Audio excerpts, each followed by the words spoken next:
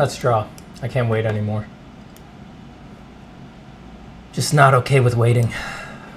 Gotta just draw.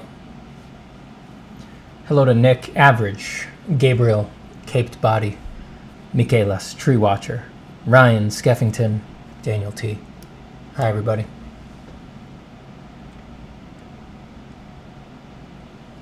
It's time to do a bit of drawing. There's no denying it.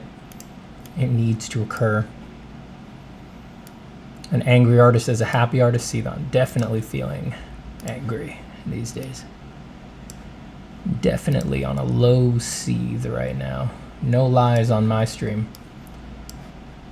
If my stream title says I'm on a low Seethe, I am on a low Seethe.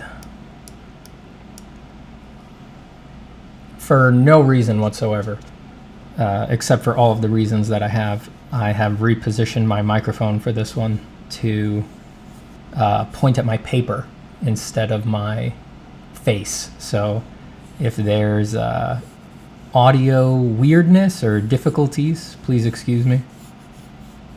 I'm just testing it out. I see that I'm reading at the same volume. You know, with the adjustments that I made, I should be reading at the same volume that I was coming off at when it was pointed at my head, so it should be fine. And just slightly make the pencil scratchy sounds a little louder. Let's hope. Can't fight it. You cannot fight it. Hey, Catherine. What's up? Nerdy's Bird, Marta Diaz, Svensk Art. Svensk Art. I should maybe put my limiter on just in case, but we'll see. You guys can let me know.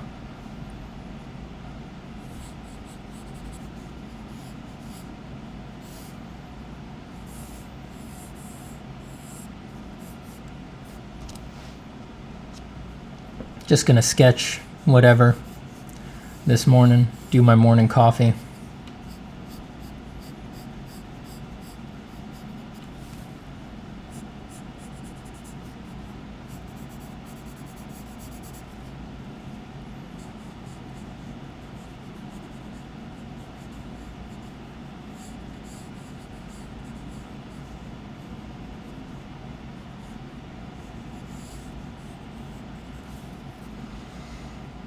Bane says, hello, how are you? As the stream title says, seething, mad, indignant.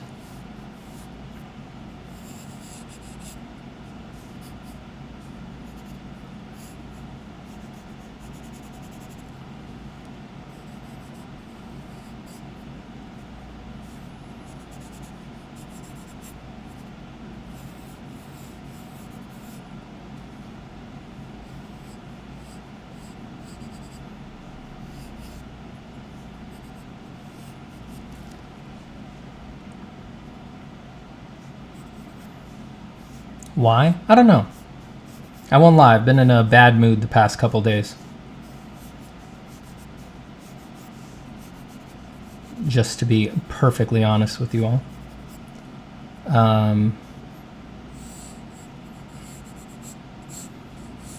But I don't know why. I'm sure it's a lot of things. As usual, when we're in a mood, it's usually a lot of things, not one thing. I won't lie. As much as I hate to say it, I'm going to be honest. I think the robots have something to do with it, but I don't think that that's all of it.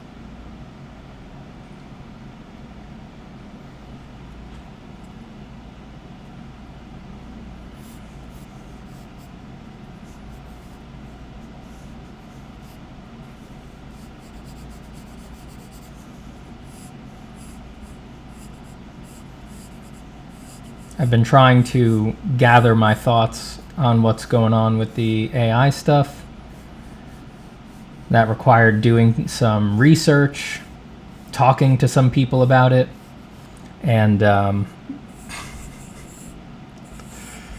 you know, the more people you talk to, the more you look into it, it gets worse and worse.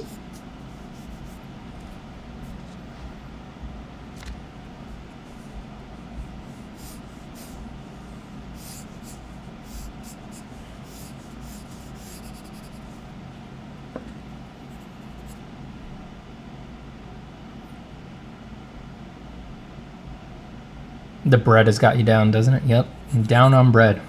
I'm down on bread and down with bread. I don't know. It's crazy times we're living in for sure. I don't know what I'm feeling. You know, I'm trying to let a lot of things course through my body, but yeah, I wish I could have I kind of wish I could just explode right now, like just lay on you all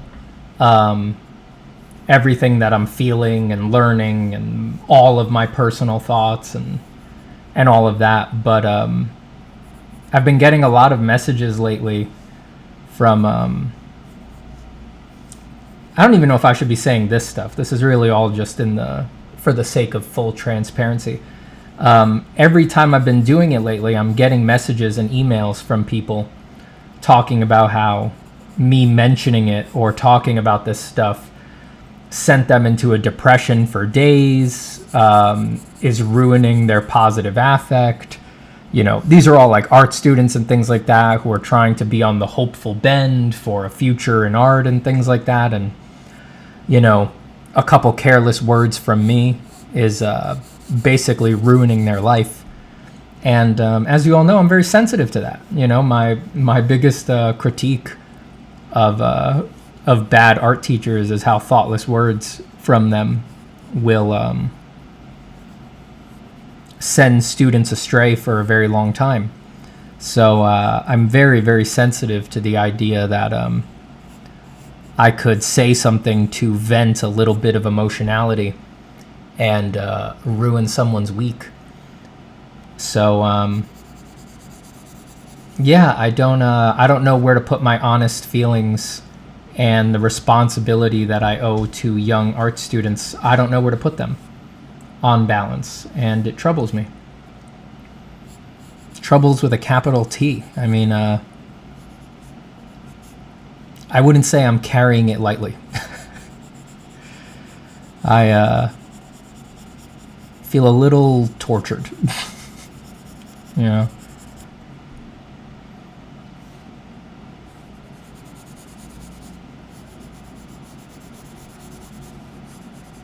Because I really value being able to say what I think is actually going on with art. You know, this channel is based on that. And it hurts to have to put that on balance with basically plunging someone into a depression, which I take very seriously.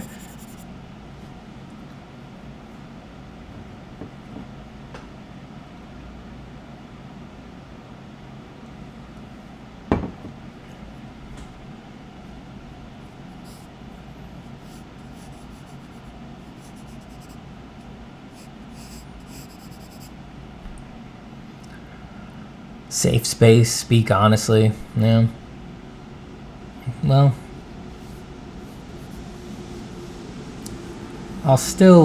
history shows I'll probably still say everything that I mean, but I'm more just saying I feel I'm a bit more hesitant to speak off the cuff these days.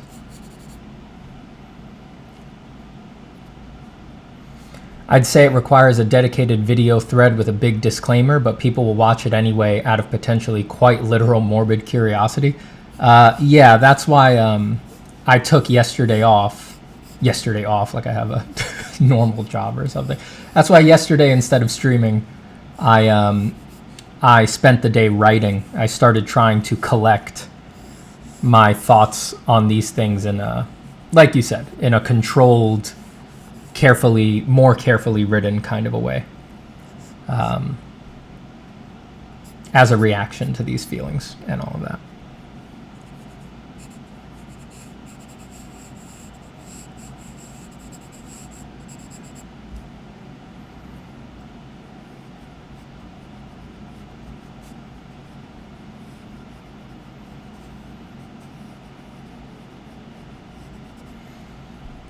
Do you edit scans of your drawings before uploading them? Yep. I use the levels tool in Photoshop, or the curves, and I just boost the contrast a bit. Make the darks a little darker, make the lights a little lighter. Because a scan blasts the whole drawing evenly with strong light.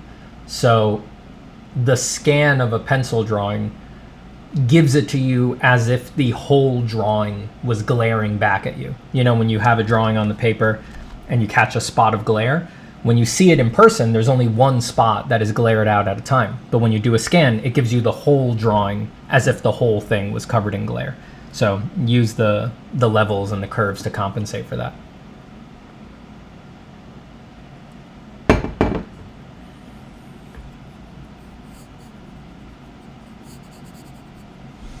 Hands and feet cropped out, LOL. Yeah, I just can't draw hands, you know? So I always keep them out of pictures. That's why if you look through my drawings, there's no drawings of hands. I just can't do them.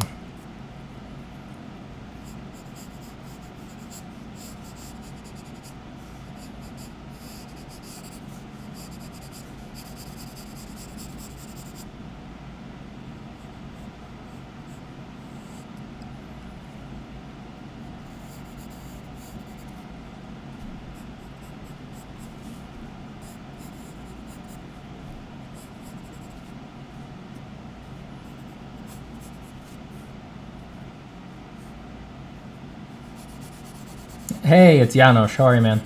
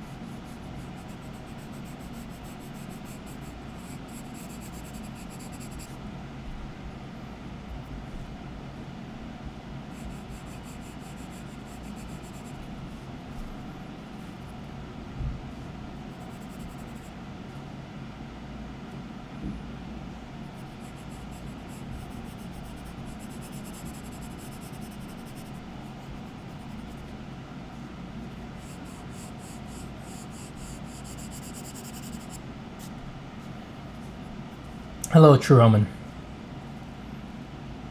Good, still working. How are you? I'm good.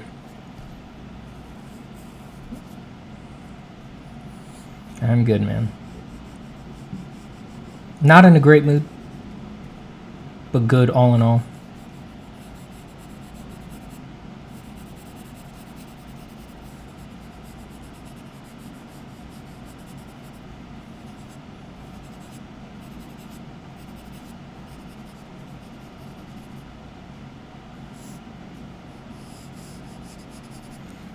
Do I have a stump for these red pencils? I don't think so.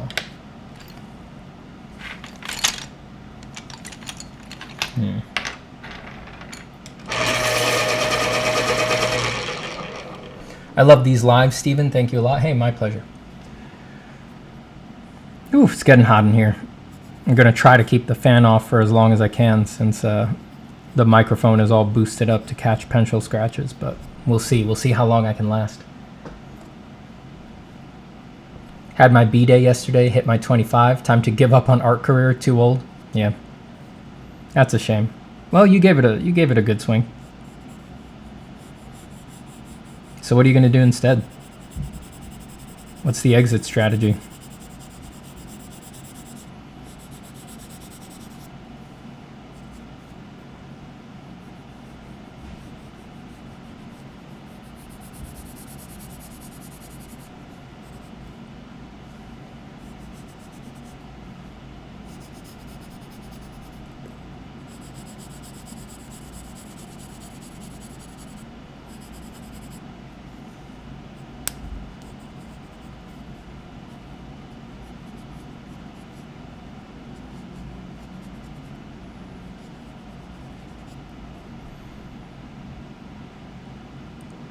Summer's still in full swing over there. Oh, you're talking to True Omen, I think.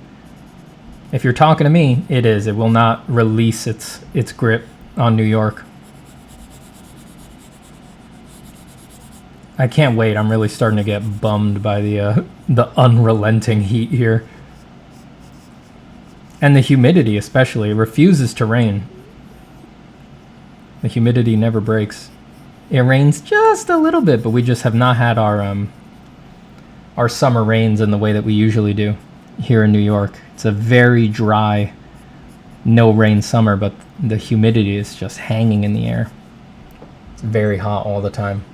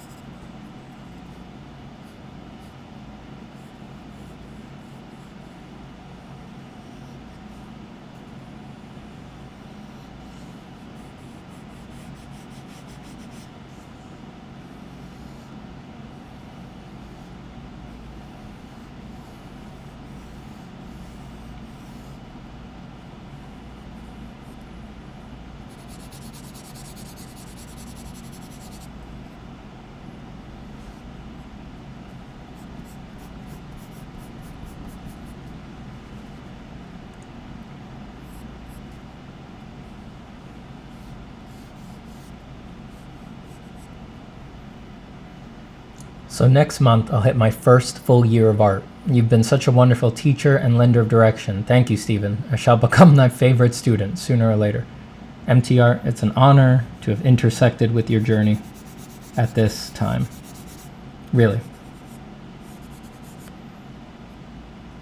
However I have contributed, it has been an honor.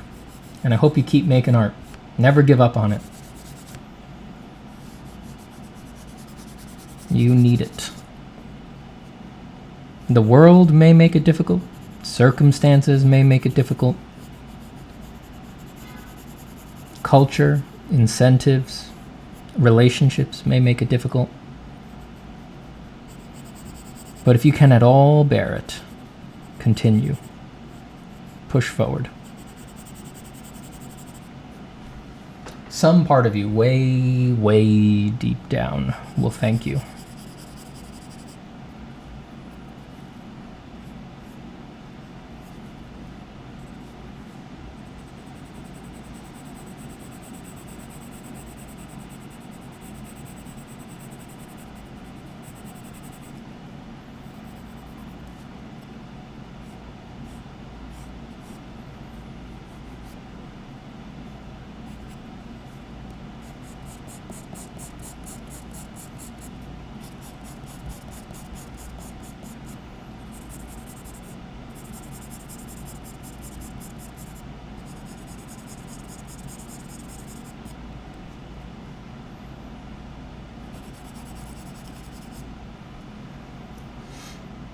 Hey Stephen, I am majoring in engineering in college, but I want to be a concept artist. So what's the appropriate amount of time I need to invest in drawing? That's difficult to say. Depends on your starting point, how focused you are on a particular niche that you want to get into, what your connections are like. You know, there's so many factors involved. It would be impossible for me to give you a realistic estimate about that.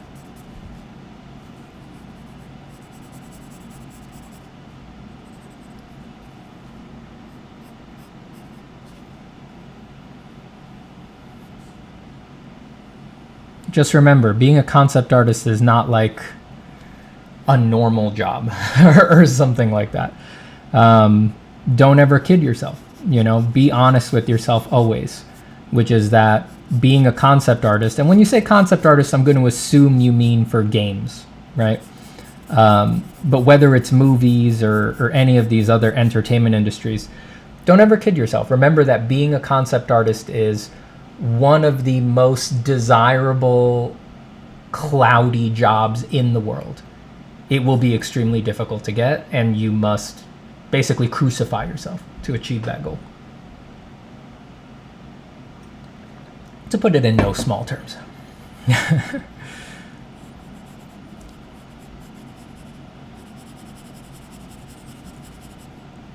If you don't persevere,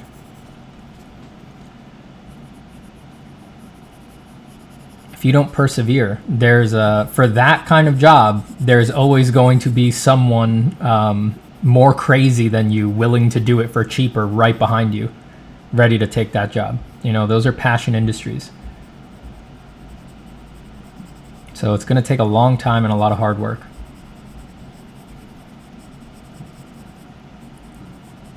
If you want to speed the process up, start making friends. Don't worry just about your skills.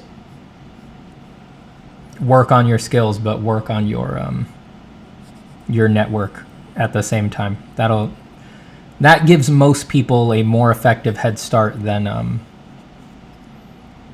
if they do their skills until the random day comes that they're like, oh wow, now I think I'm good enough that people won't make fun of me when I show them my portfolio. Now I can start networking. If you do it that way, it'd probably take, you'd be lucky if it took a decade to become a concept artist, if you do it that way.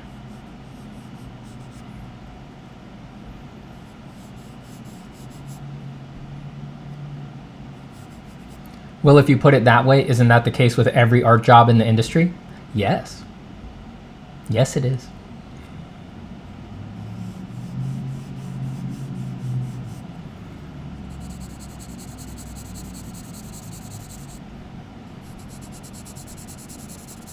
Exidium, what's up, Exidium? How you doing, man?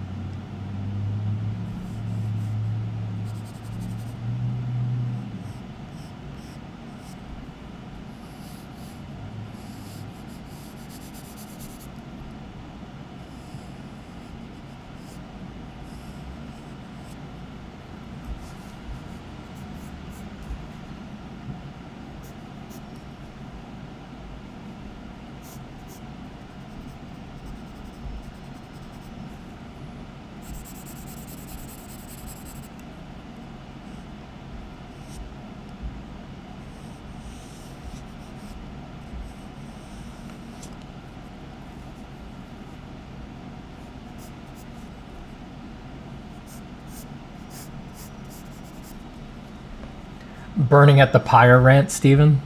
Yeah. I think my Seethe is too low for that today. I'll be for real. I'm in a sort of a miasmatic sadness today. I think my rants are going to be coming from too real a place of hurt.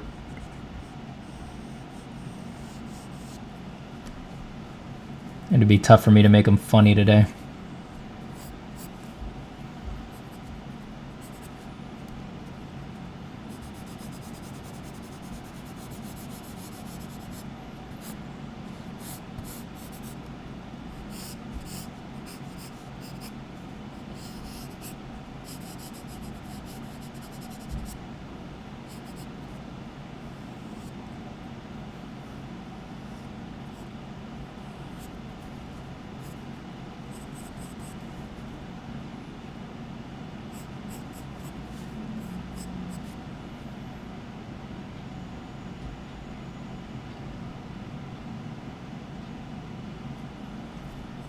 Yes, Janos does do mentorships.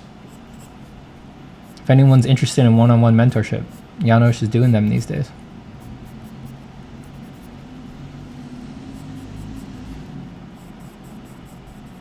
Go check out his YouTube. I don't know why I said that with a Halloween vibe. There's nothing scary going on over there.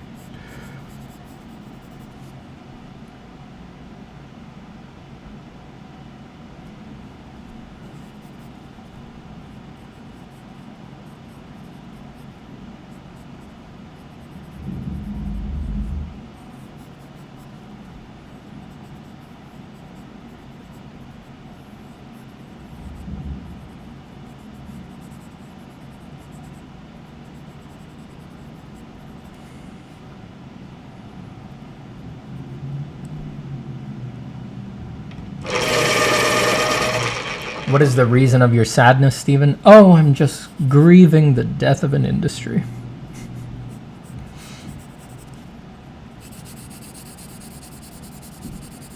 I'm just kidding about that. I'll be honest, my what I'm sad about is so complicated that I barely feel comfortable putting it into words.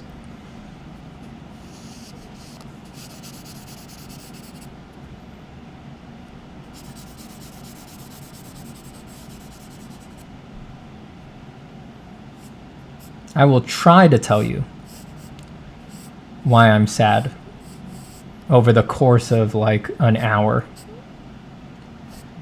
in a video that I'll try to make soon. But it would be impossible for me to put it into words right now. At least thoughtful words. Hi, different mic? Nope.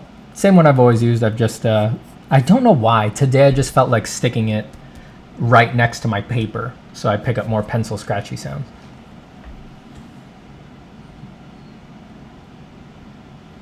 Do you have any advice for people who struggle with letting themselves take a break from drawing? I feel guilty every time when I don't feel like drawing. It's not about the drawing, you know, it's just, that's a you thing. You know, that's a guilt complex where it's like, you can rest assured if it wasn't drawing, you'd be guilting yourself about something else, you know? I think I'm speaking with some certainty about that because I have that. I definitely have a strong guilt complex, and it's not about the drawing. You think it's about like, oh, you need to be someone different or you need to fix your career or something like that. It's not really that. It's something deeper. Those are just useful externalities that you can hang your guilt on, but it's more likely there's something deeper going on there. There's some reason that you feel a discomfiture with extending yourself generosity and compassion. So you got to investigate that. You know, you got to look at why you are so unwilling to treat yourself the way your best friend would treat you, or something along those lines. You know, very complicated. If it starts being extremely maladaptive and it's, you know, getting in the way of you living a normal life and doing things, therapy, man.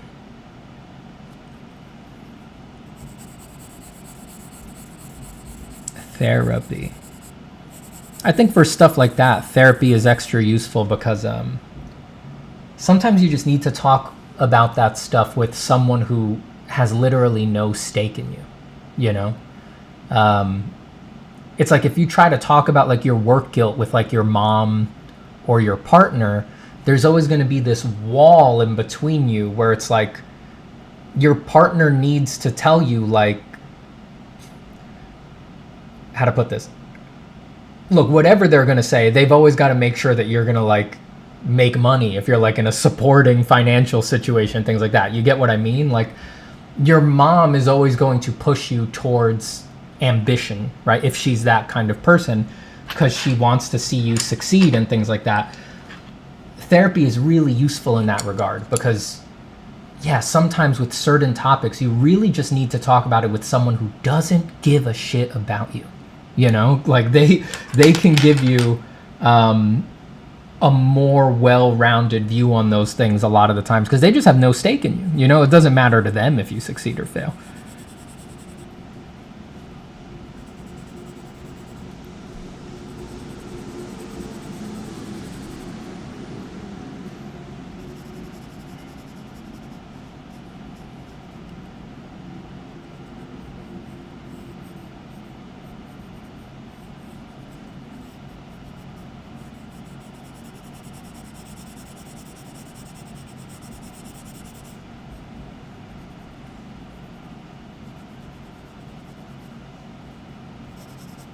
Too expensive for me right now? Yeah, what an absurd world we live in, huh?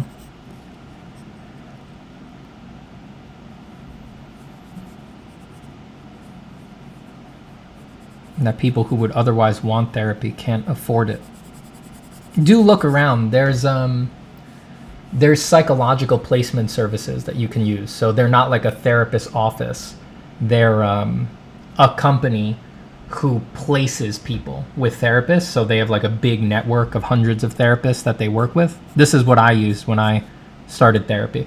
You call them, you tell them, hey, here's a general, well, most of them do it this way. They'll do an onboarding call where you talk with someone who works there, who might be a therapist or not. Mine was. And you basically tell them what the issue is, what a quick rundown of what you're going through. Then they know who specializes in that stuff, and then you tell them this is the most that I can afford, or here's my insurance, and then they'll do the work of looking for like the best balance or like the cheapest option or something like that.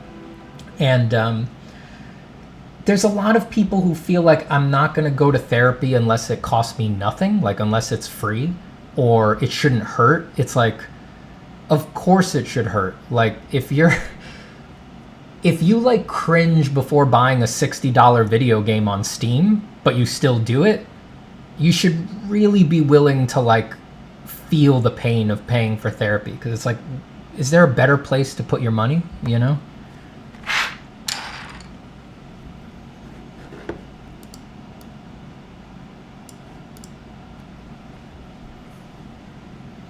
Steven, are you drawing on a drafting table or just an ordinary flat table? Ordinary flat table. I don't have a fancy studio setup or anything like that. I used to have a drafting table back when I had more room, back when I lived in California, but I got rid of it when I moved to New York, where everybody's basically forced to live like a hobbit. Just in a tiny little hovel. My whole setup is on a 6 foot wide $50 banquet table from an office supply store. That's what I've used for years. That's what I've always been comfortable with.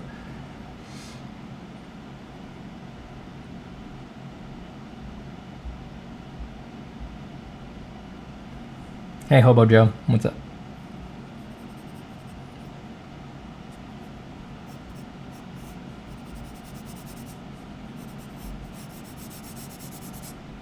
Steven giving himself a therapy session? Yeah, that's what it means to be an artist.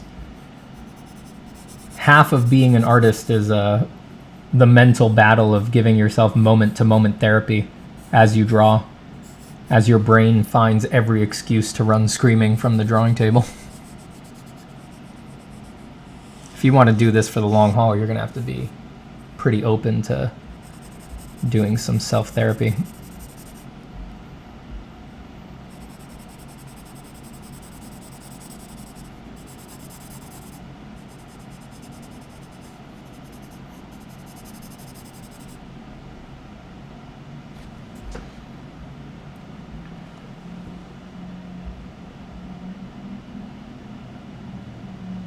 Give me a moment, people. I'm going to make this the thumbnail for the stream. I just had to pick something random for the thumbnail that I used. It'd be better to use something in line with what I'll actually be doing today.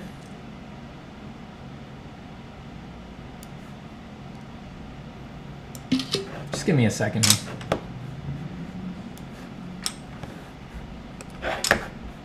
Oops, where the hell did that go? Oh no, did I save it or not?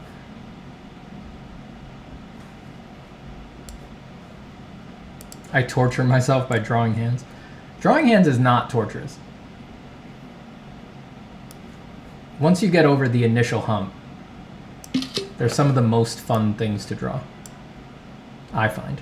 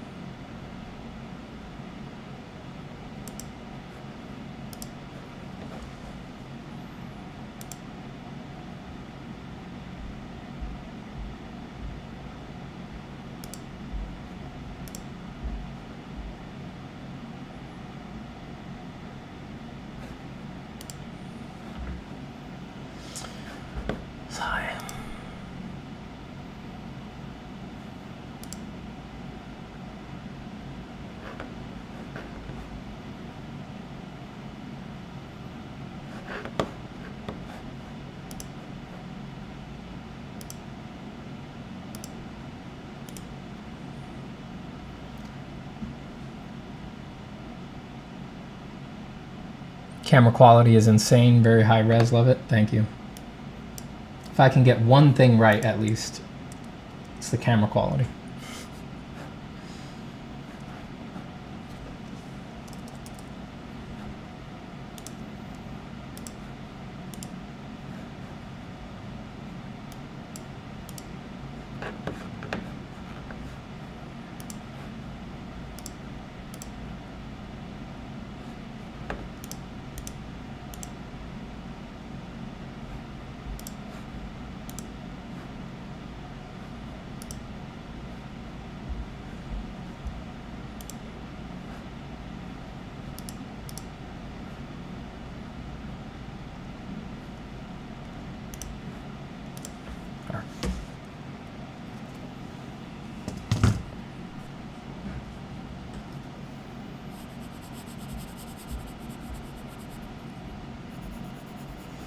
Can I get some eating sounds? Maybe later.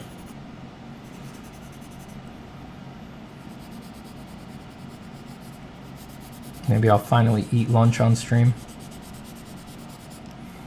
The most common request on stream is that I eat lunch on stream. I'm not gonna do it. I like to eat my lunch in peace. In silence.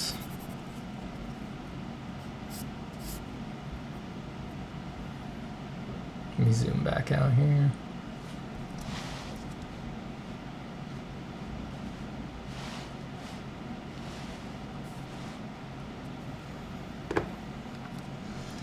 Check the focus.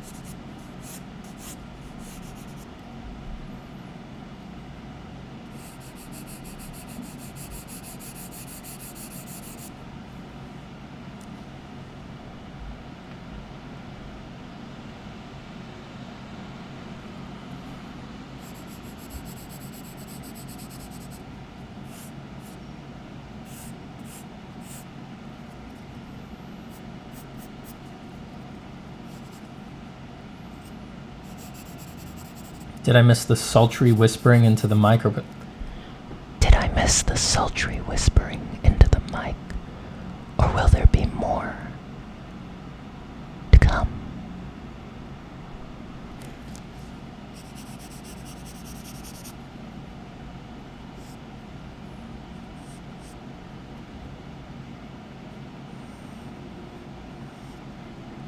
Hey Steven, is line art dead for concept art and industry stuff, or still applicable? Looks like most people don't draw nowadays. Yeah, they don't. I mean, it's not dead if you're one of the standouts and you can find a reason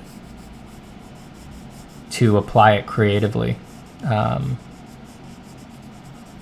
You can still use it, but it will never be like a requirement or anything like that, really.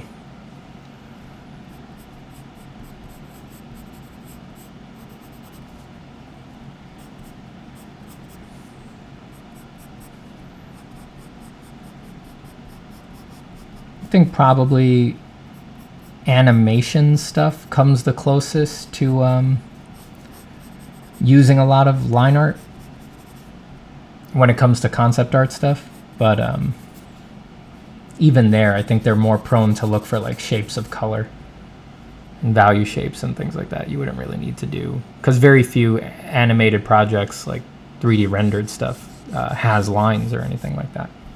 And obviously we're leaving off the table here things like storyboards and things like that. Storyboards will always need lines, you know. Even the AIs that inevitably will do all storyboards for the rest of the future will do them as line work.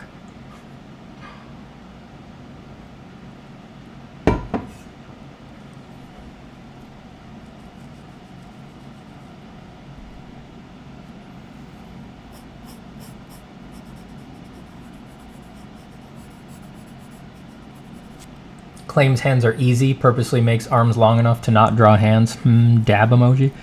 I didn't say they were easy, I said they were fun. They're certainly not easy.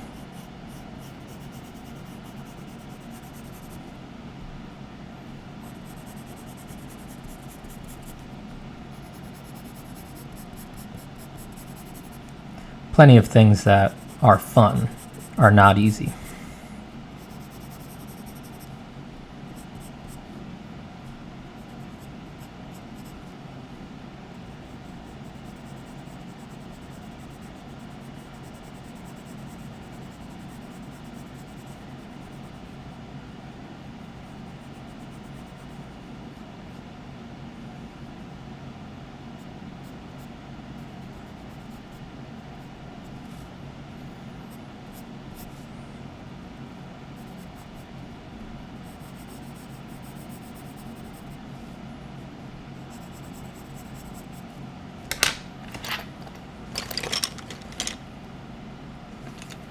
This stump has some black in it, but I think we can red it up a little bit.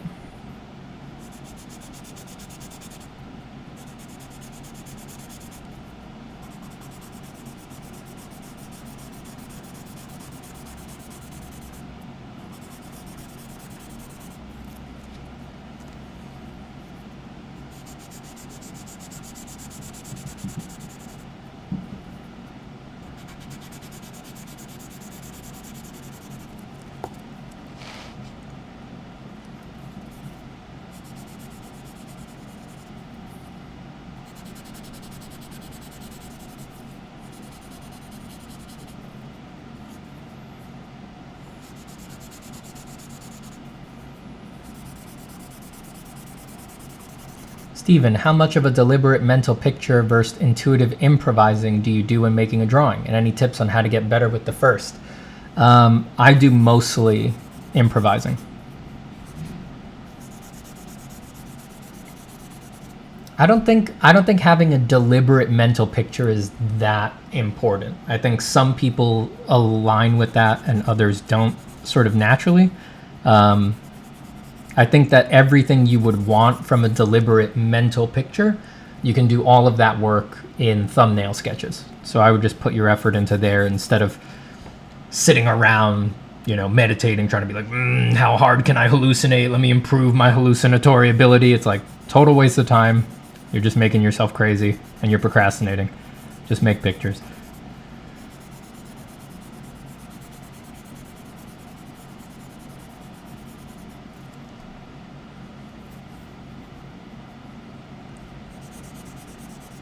Hi, Steven. Been watching you for years. Oh, thank you.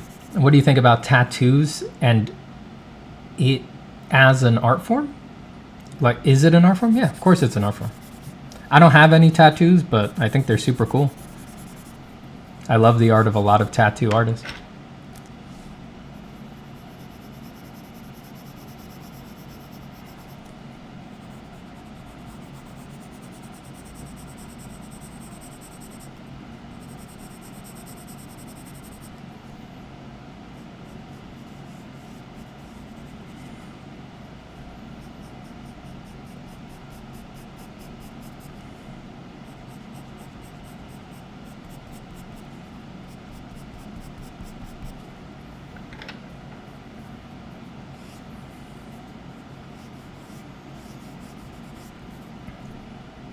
Torso looks like a mantis head. That's true. That's super cool. I like that.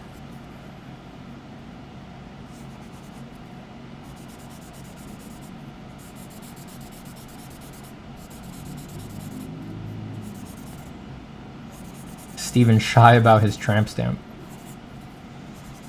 What would my tramp stamp say? I think if I had a tramp stamp, it'd probably say, hit me baby one more time or something like that.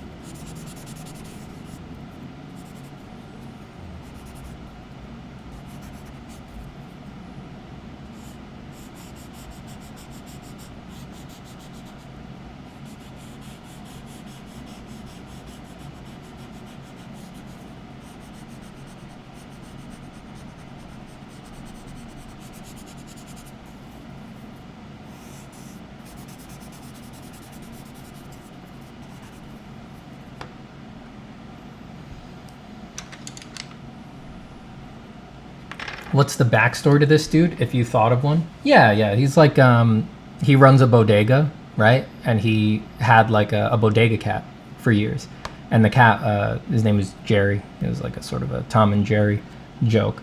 The cat Jerry kept rats out of the bodega for years, you know? But it got old, you know, the way cats do. And the vets were like, oh, he's got a lot of tumors in his ears. You should put him down. But this guy was like, that's my bodega cat. You know, I can't really put him down. I need him to keep the rats out. So it went on like that for a long time, you know, sort of this twilight period where he thought, this is the year that Jerry dies. But Jerry held on. He held on for a long 19 years, about as old as a cat gets. So then Jerry died. And then that very first night that Jerry was gone, rats started pouring into the bodega. And this guy came into the bodega the next day. You know, he starts opening up the shop. You know, he's moving the Snickers into position. He's getting the Reese's Pieces out of the box, putting them into the display shelf. All the different kinds of Reese's Pieces. You know, he's got the standard, but he's also got the holiday version, the one that's only Easter colors. You know, yellow, pink, pale blue, things like that. Which were old. They were out of season. This was happening around Halloween time, and he doesn't notice the rats at first because he's just so used to Jerry keeping all of the rats out of the bodega. And he's just putting the candies into the display case, and he hears a little you know, like a sound like that, like, and he looks up, and on the chip shelf right in front of him, there's a huge rat staring at him with, you know, rats have like cat's eye reflector eyes, right? So like the light that goes into them is selectively reflected back in a linear line. They're not a Lambertian reflector. So its eyes are glowing red, right? And it's shaded by the overhanging ambient occlusion shadows from Lay's Frito bags. And they lock eyes for a moment. And then the guy who owns the bodega, he knows exactly what's about to happen next. And then it happens. The rat leaps onto his face, bites him and injects him with transmogrification limb enhancing super steroid 83, right? Because obviously all New York City rats have that in him. So he starts thrashing around, flipping his head back and forth. He's screaming. He's like, "Oh my God, rat, what are you doing to me?" The rat's holding on for dear life. You know, he's white knuckling, well, white teething. You know, and cats, I mean, the rat's holding on with its teeth, not with its little knuckles. You know, they have those little paws and stuff like that, but that's not what he's holding on with. And eventually he flings the rat off, and he's sweating, right? He's curled up on the ground, and he's like, "Oh God, no!" And like all these limbs start coming out. He's like, "Oh God, I don't need extra arms." And then he starts getting like super buff, right? And he's like, "No, I just want it to be average size. Girls don't think it's hot when you're this ripped or vascular." And then he's like, "Ooh, thickening. And he's like, "No, my brachialis, my biceps brachii, they're getting too defined. I'm getting all serrated up. I'm getting defined." And it comes out looking like this, and that's what I'm drawing.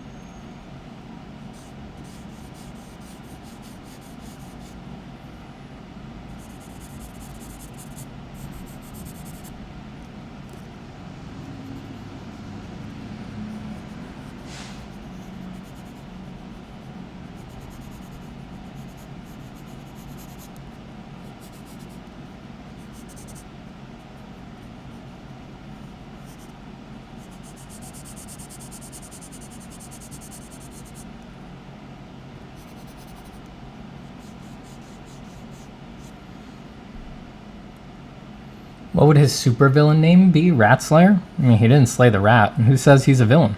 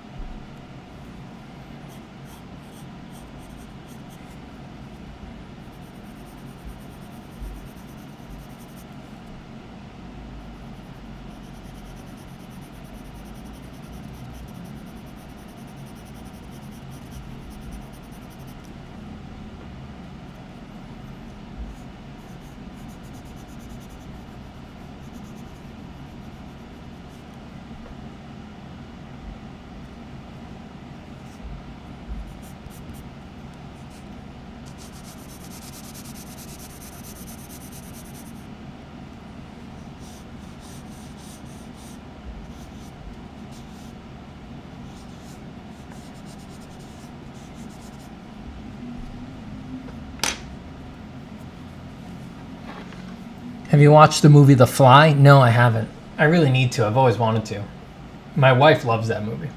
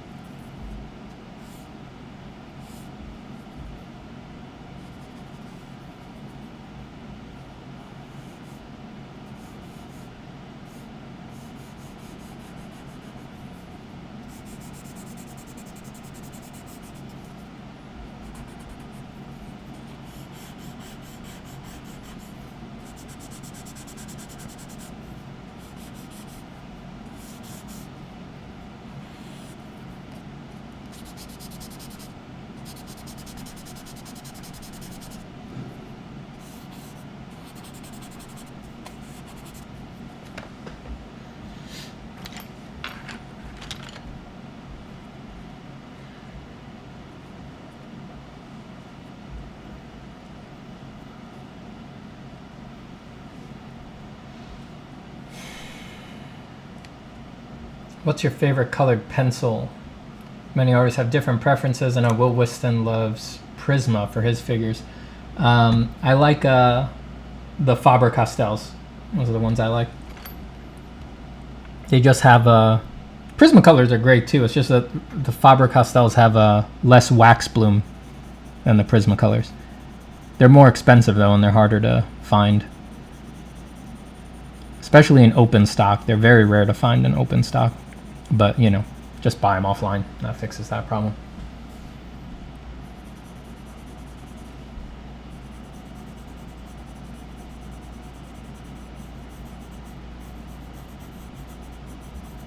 It's just personal preference.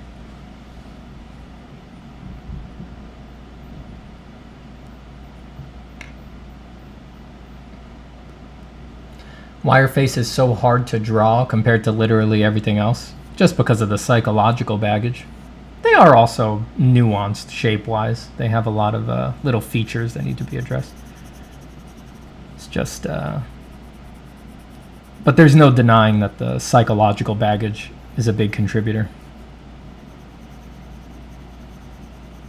I mean, random parts of the bodily anatomy are similarly complex, but you just have much less reason to care about them. You know, you're just not as psychologically linked with them, so they can be much more wrong, and you're like, huh, who cares? Just doesn't matter as much.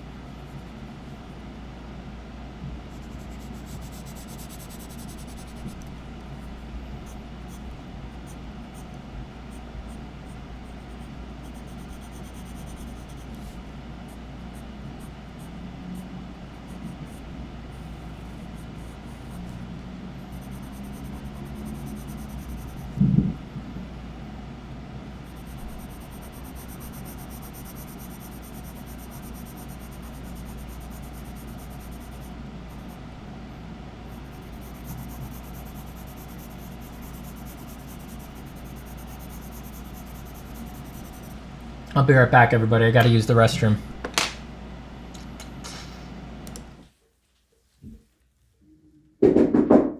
Come in. Oh, Hello, Joseph, is it? hi, Dr. Zapata. Yes, Joe. How are you? I'm well. What seems to be the problem, Joe? Well, I'm having difficulty drawing from imagination. Oh, Joseph, just so you know, that's totally normal. Why don't you tell me a little more about your problem? Is it that you can only draw from imagination if you're completely alone? Doc, I can't ever draw from imagination. What about if you're completely relaxed? When I'm totally relaxed, I can't imagine a thing. I see. Joseph, it's important to know that even with severe cases like this, there's always hope. I can prescribe an experimental therapy called Form from Imagination. Form from imagination? Mm-hmm. It's early days, but clinical trials are extremely promising.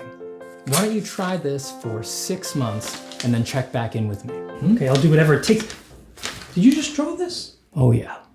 Wow, it's amazing. Hey, Doc, do you ever have trouble drawing from imagination? Oh no.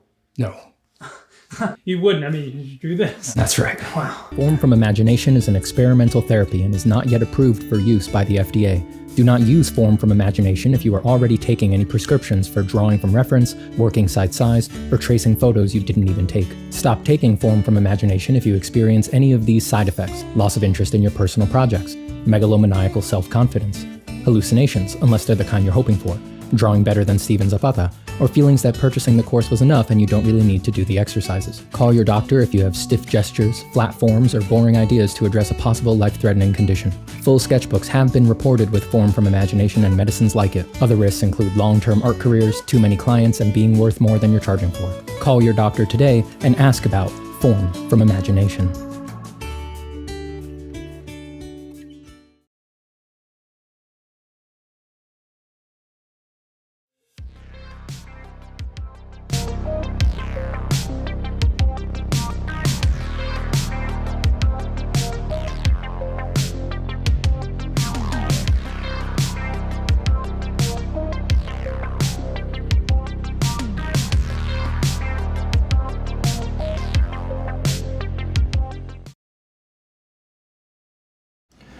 Do do do do do do do ba da da ba dee da ba da buzz diddly up ba da da bam ba da bee da bee up scuba dee up ba gee da ba da ba bo ba digga da big bee ba da bit bong. What ba da sit da down. But need a beat. I gotta sharpen my pencils, I'm sorry. Fully rendered colon.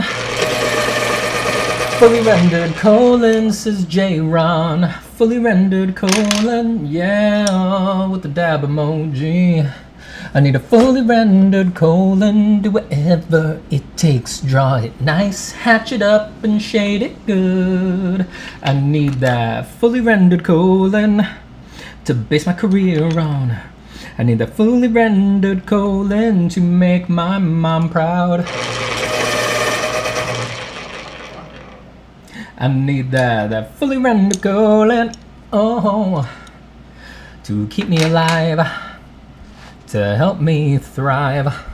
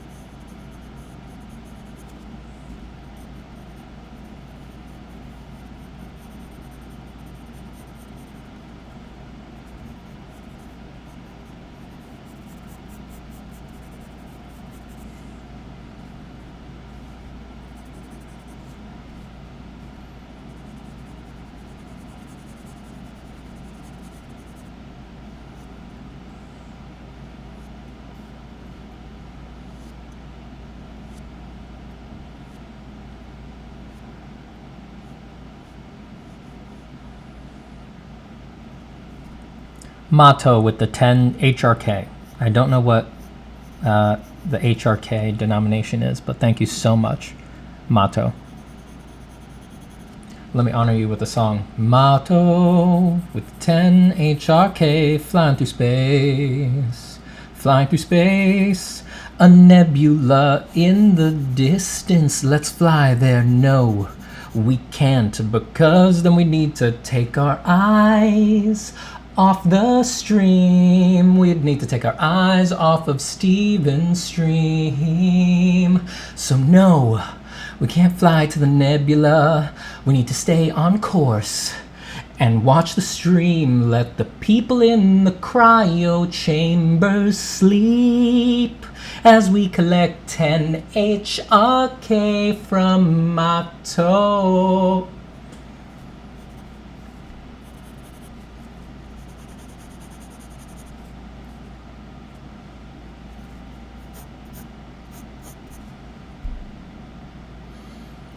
My good friend Omar says, come on, dude, say something. I'm here for the talking, not the drawing.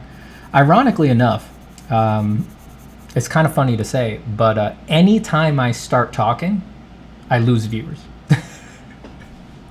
Now, I'm always going to keep talking because I love to run my mouth and screw everybody. But it may be of interest to the people who like this stream to know that viewership and money-wise, I am actually incentivized to shut the hell up.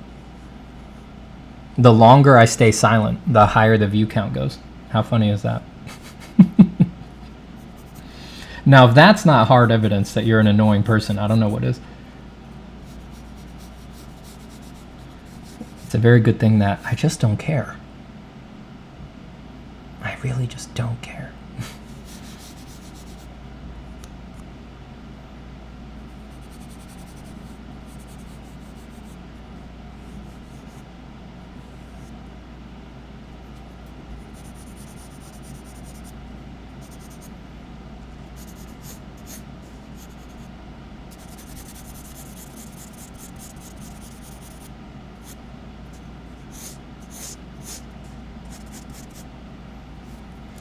Hey Stephen, do you think it's possible to gain competency without drawing from reference? I always set out to practice with reference, but it always bores me so much that I switch back to imagination. Yeah, it's possible to become extremely competent without reference. It probably just takes longer, you know? But anything that is boring you enough that you are not going to draw, that's the ultimate mistake. That's the ultimate mistake.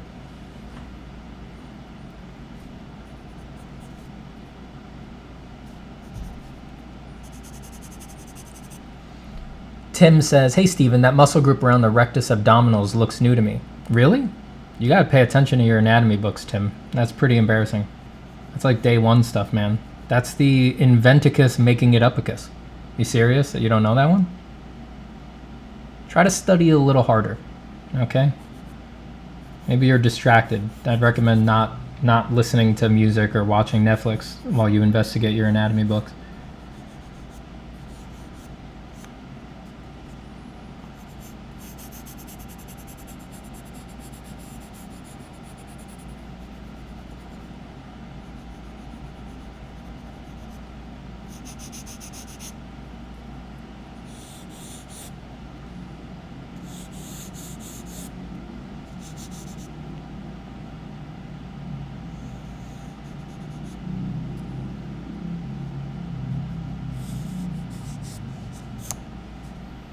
Stephen, what pencil do you use right now? This is the, if you can see it, you can't, whoa, what happened to my exposure?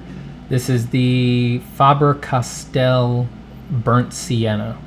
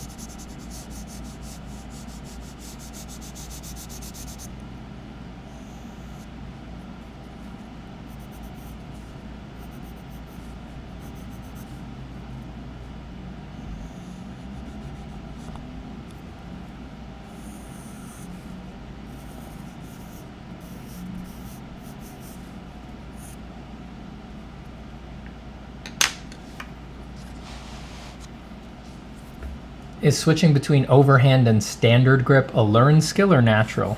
It's going to be natural for some people and learned for others. It's not necessary at all. I'm just used to drawing that way. I think you naturally learn it if you spend a lot of time in life drawing. You know, I've spent hundreds of hours on the drawing horse at Life Drawing Studios, so when you're drawing on a drawing pad that's vertical at Life Drawing, you almost have to hold the pencil like this. It's very difficult to do proper coverage and to keep the paper vertical and draw like this overhand. So I just spent enough time drawing like that at Life Drawing that it just started bleeding into drawing at home as well. I don't think it's anything that needs to be forced. If it doesn't feel natural, it's only going to hold you back. Like, don't force it.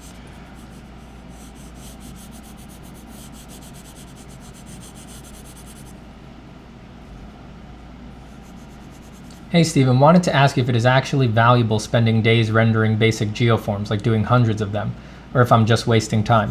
You get the course. You get the course. That's the truth. You get the course.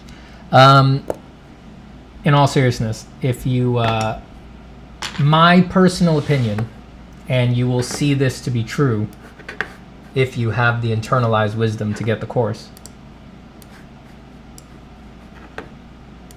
So let me just go to my feedback center here.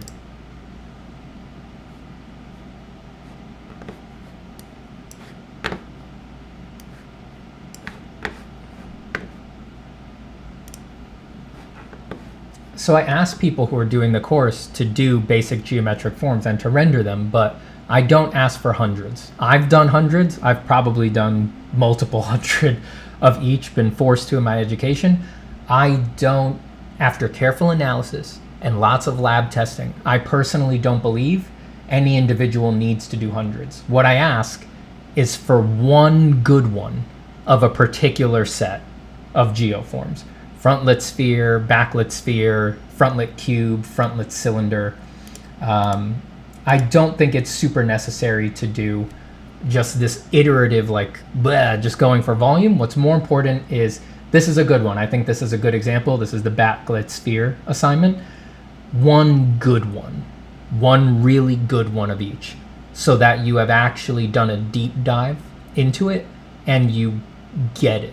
You get the modeling factors. What most people don't understand is that this is much deeper and more difficult than people would tend to believe. You know, it's there is a surprising amount, and by surprising I mean like you would never guess unless you've tried it. There is a shocking amount of nuance, even in just the frontlit sphere. You couldn't guess how much stuff you're ignoring or not understanding. And Felicity says some people need to refine it through repetition, and that's fine. Like a lot of people who are doing the course do multiples, right? But I think that the repetition is wasted if it's not heading towards one excellent one that hits a very specific list of modeling factors. It's like, if you're not doing the like checklist of 25 or so things that I look for in a good sphere, you don't even know you're missing that. You don't even know that there's supposed to be a value movement in the form shadow as the form shadow rotates from facing towards the table towards facing towards the void of the studio behind you. It's like, you either know that or you don't, right? So I think that you do at a certain point need to just get it to a level where you're really pulling off just one. That's the more important thing. And yeah, there's a lot to be said about all of these things. I've yet to run out of feedback to give on these basic subjects. Hey, redacted computer.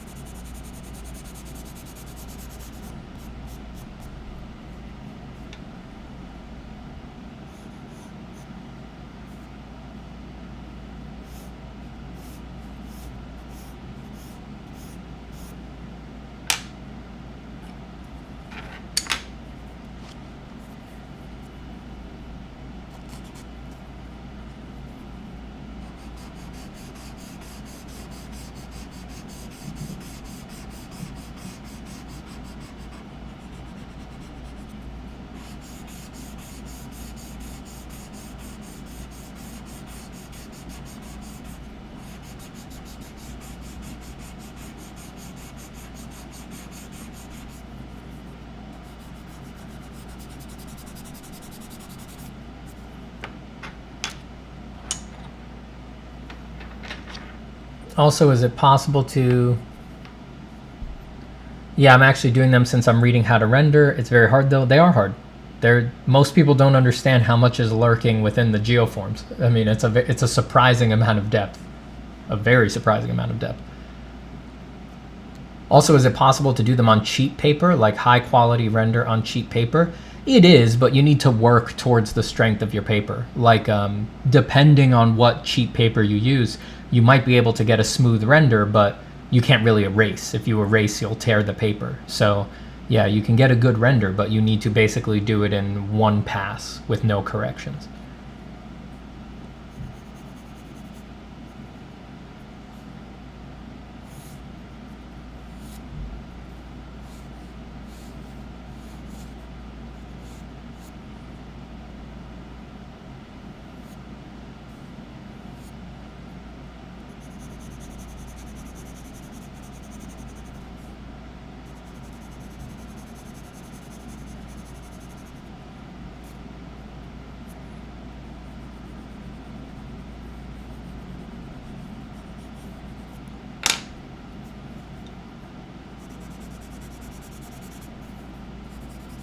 Do you explain the modeling factors and secrets of shading? No, secrets of shading was too abridged to go into a deep dive on that.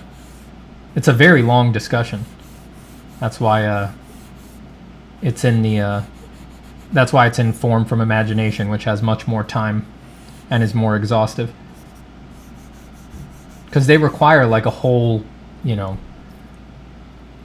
my explanation of the modeling factors in Form from Imagination is like, I forget, it's like over, to do it across all the geoshapes, it's like almost 2 hours, or it's over somewhere between an hour and 2 hours.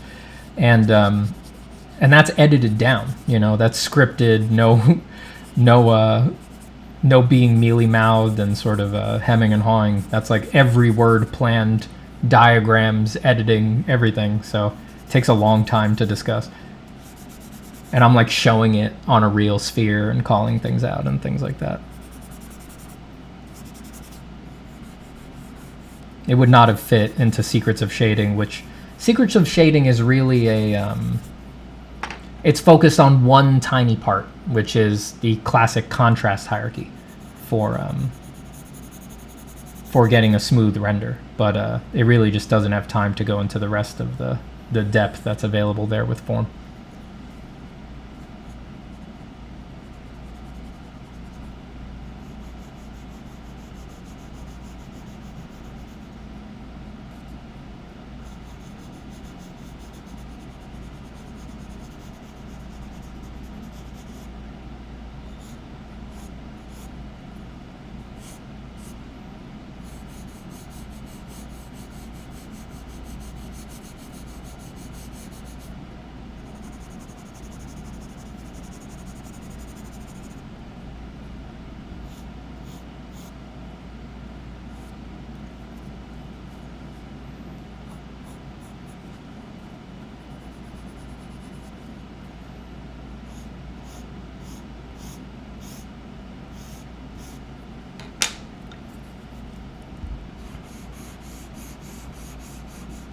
Your titles for lives are always funny. I'm glad you like them, but I'm just being honest. You may think it's funny, but when I write it, I really believe it.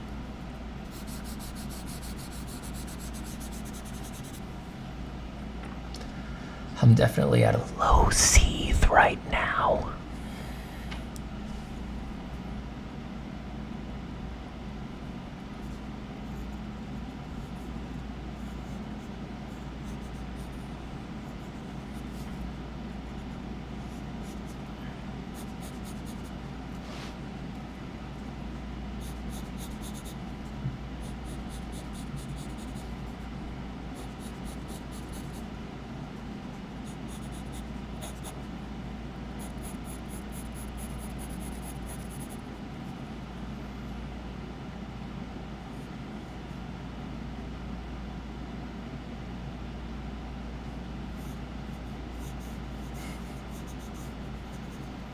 I like that apocryphal story, J. Ron.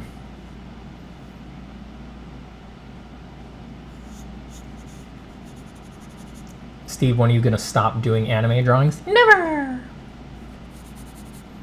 Anime forever! I have the power of God and anime on my side.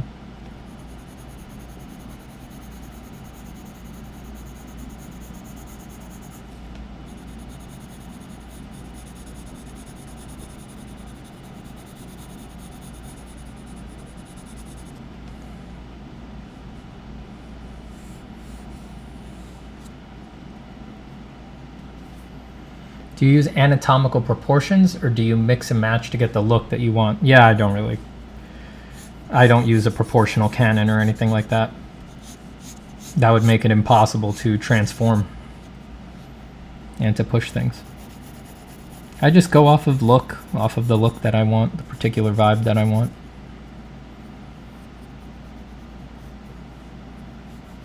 It's all about the cool for me.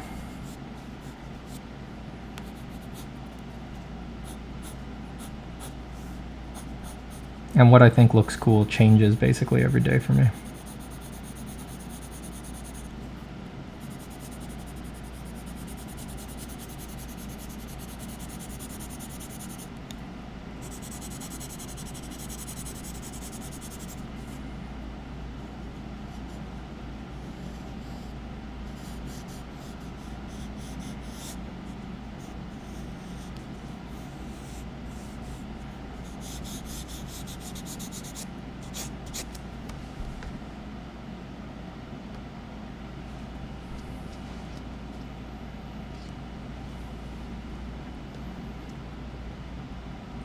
Is there anything in particular that has brought you to a low seethe on this fine day, or is it just natural? Yeah, I think I'm just generally in a bad mood, but also the robots, those damn AIs. It's a shame. It's a shame that we let things get this bad.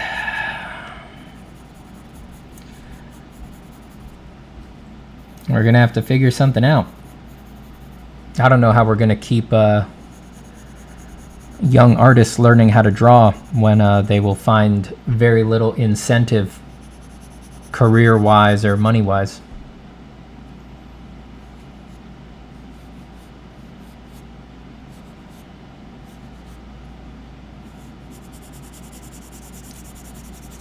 I know it's still a good idea and that they will receive great benefit from learning how to draw well, but how will we convince them, the young artists, that that is the case? They won't believe us.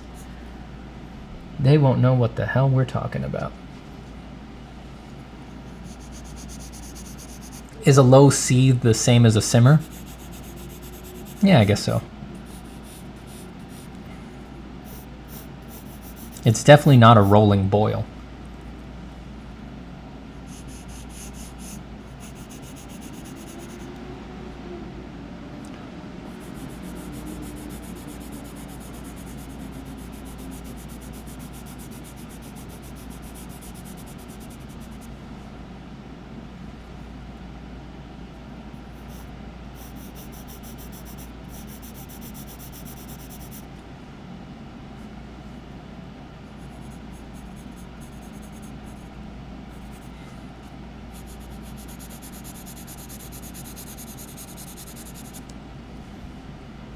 Do you think AI will replace future artists? Yeah, well, artists of the current form. I think inevitably art will transform, but I think art as we recognize it right now. Now, I'm not saying a percentage. Like, I don't know if, I don't feel confident saying it'll replace any percentage, any particular percentage, but of course it will replace some.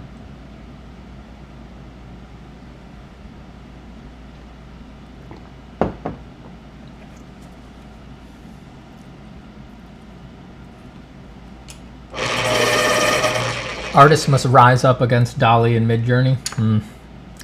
I tend to agree, but artists are not very good at rising up against anything. Artists are very good at taking it lying down.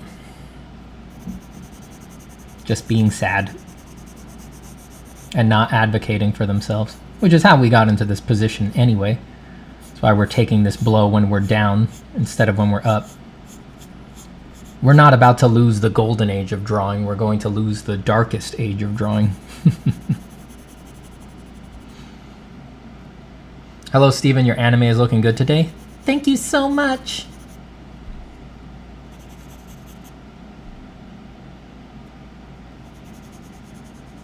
What? Could he be serious? He really likes my anime drawings? Oh. Wait a second. Maybe I'm better than I thought.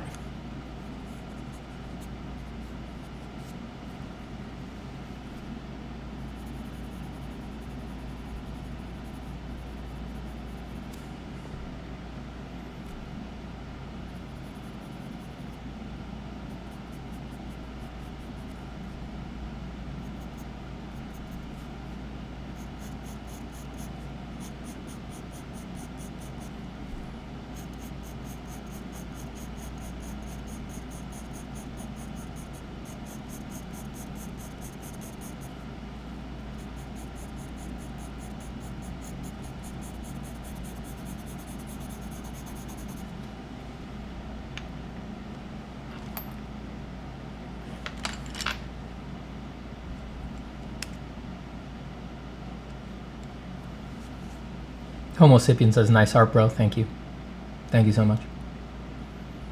Can you show how you would start something like that? Well, I mean, I drew it on stream, so if you play back if you do the playback once the stream's over, you'll see me do the whole process.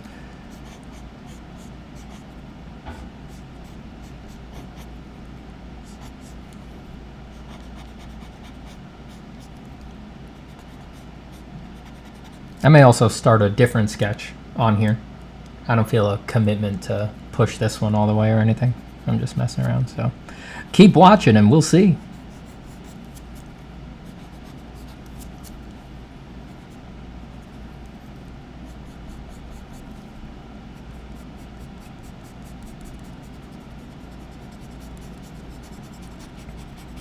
Steven, my left arm feels strange. What should I do to help? Go to the hospital, man.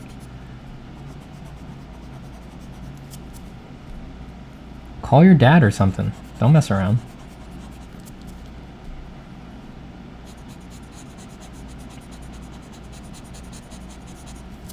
You know, I don't want to freak you out or anything, but you need to go to the hospital immediately. Like right now. What would you name your style? Is it a style at all in your eyes? Yeah, I wouldn't know what to name it. I just names are for other people to assign. I never think about what my style quote unquote is or anything like that. Those are just labels, man.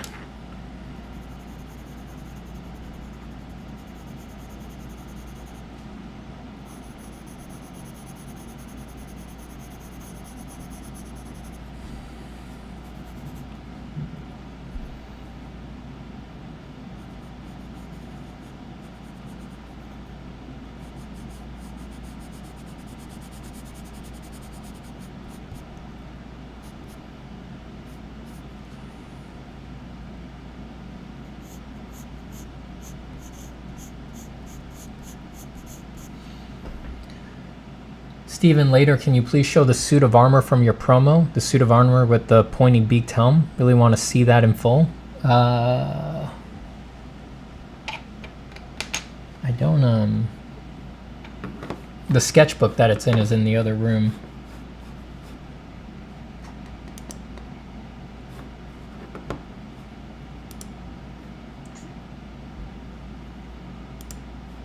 Let me see if I can pull it up quickly.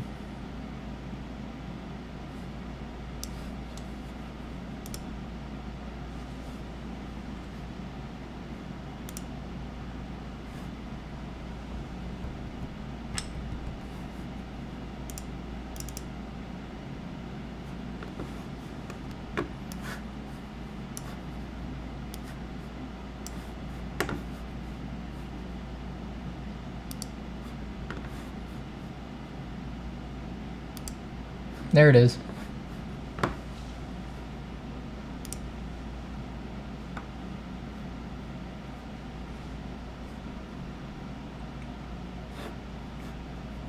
Enhance.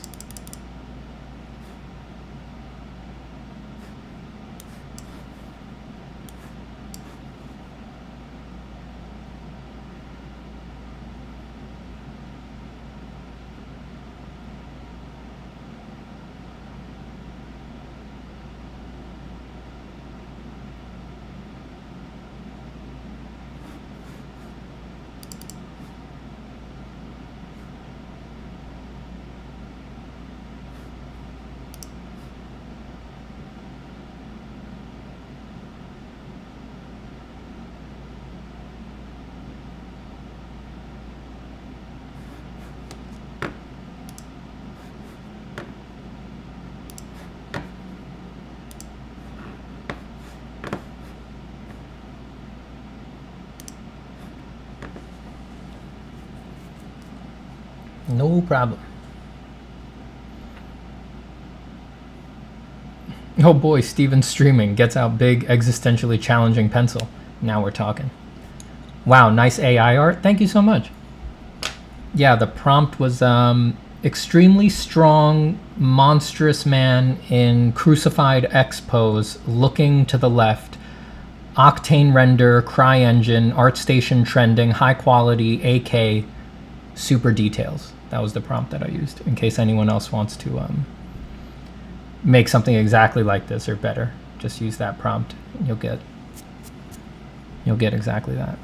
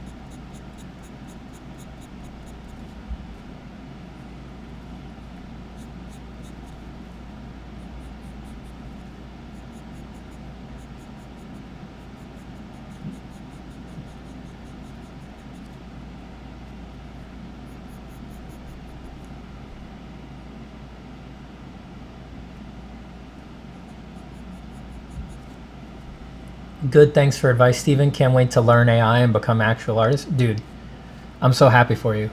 Like, go for it, you know?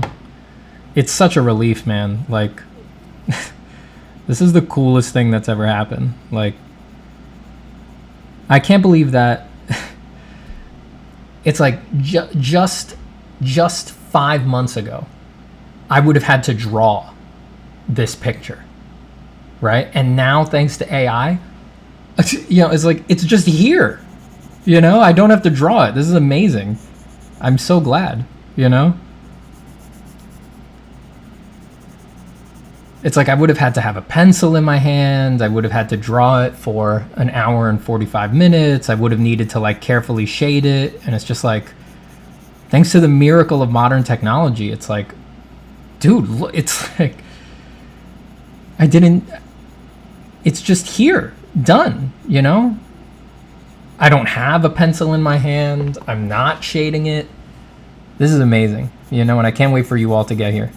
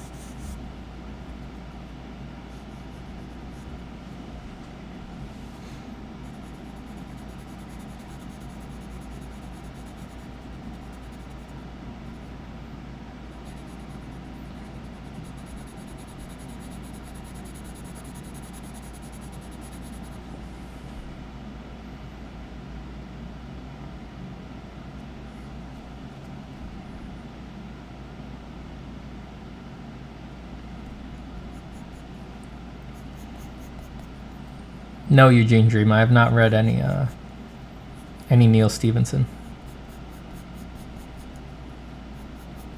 At least I don't think so.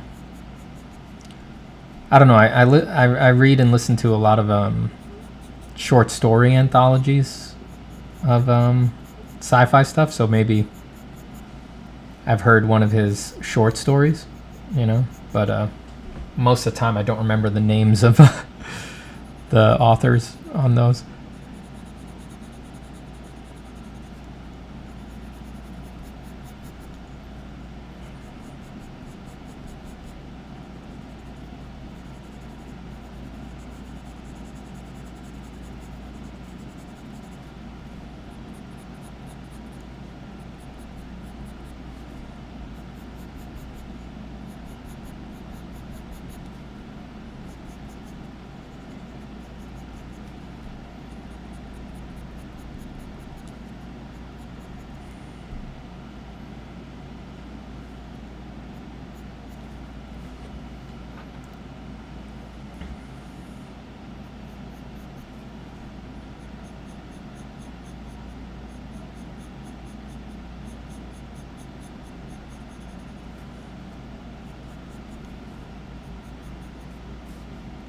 favorite Love, Death, and Robots episode.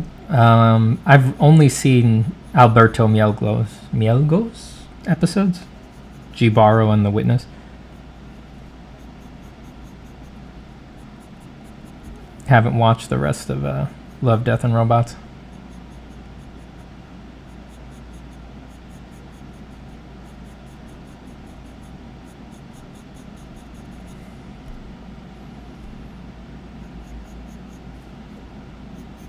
I listen to a lot of sci-fi, but I don't watch a lot of sci-fi.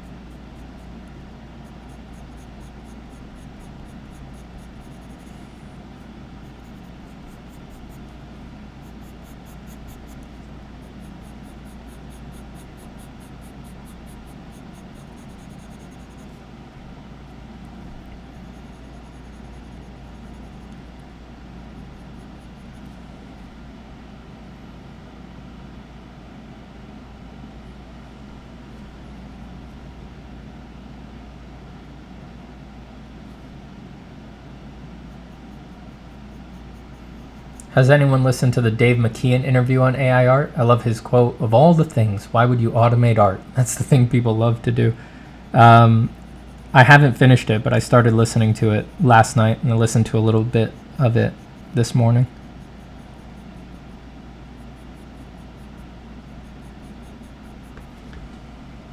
I'll finish it after the stream, probably. Listen to it while I eat lunch. Sink ever deeper into a black depression.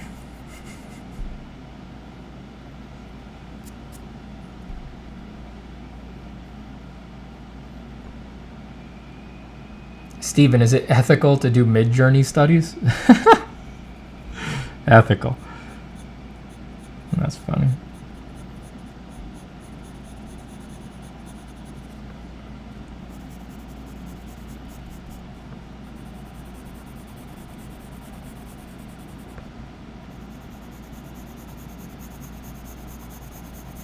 It's a very difficult thing because my mind is completely split at this point. If I take a breath and I'm measured, my answer is go ahead and do them. Like, you're an artist, it's art. If you're curious, you should do it. Like, if I take even the slightest pause to think it through, it's like I'm talking, obviously I'm not actually reacting to your question of ethics. It's like ethics don't factor into it. Like, this is too big and complicated, and there's no, besides, are you stealing, right? Which is part of the, actually it is part of the question on the, with the AI thing. Extremely complicated. I'm not going to pretend I understand the situation completely. But if I pause and think, I'm like, if you're interested, go do it, right? Because it's art, and art is about curiosity and seeking, and it's just another thing right now to be curious about. But it sucks because my initial gut reaction is completely the opposite. I don't think you should do them. If I go from my gut, yeah, if I just spill my guts thoughtlessly, it's very clear to me, like, stop. Don't touch it. Don't touch it. Do not train it for free for them.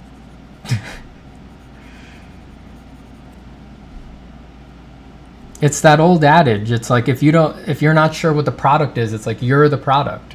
It's like your input, your creativity, your taste, your iterations, you telling it this one sucks, this one's better, that one sucks, this one's better. Every single usage is making you and me more irrelevant, one click at a time. You're making yourself obsolete. What else could you possibly be doing by using by using Midjourney or any of them? All of it, people don't seem to understand. They don't understand that if you use Midjourney, every single prompt ever used and every image made is available freely, unless you pay them $600 a year to keep it private. But there is a DeviantArt just for Midjourney art, and it's every single piece of Midjourney art ever generated with its prompt. You're giving them another data set. You're just helping them produce another training database. It's just that this one isn't adding images to the database. The new data set you're creating is, this is what the most creative people in the world think is interesting to see. Artists are asking for this. This is what human artists think is the interesting thing to see. You're just making it better. You're just making it so that you are unnecessary. We won't be prompting for long. This thing will be on autopilot very soon.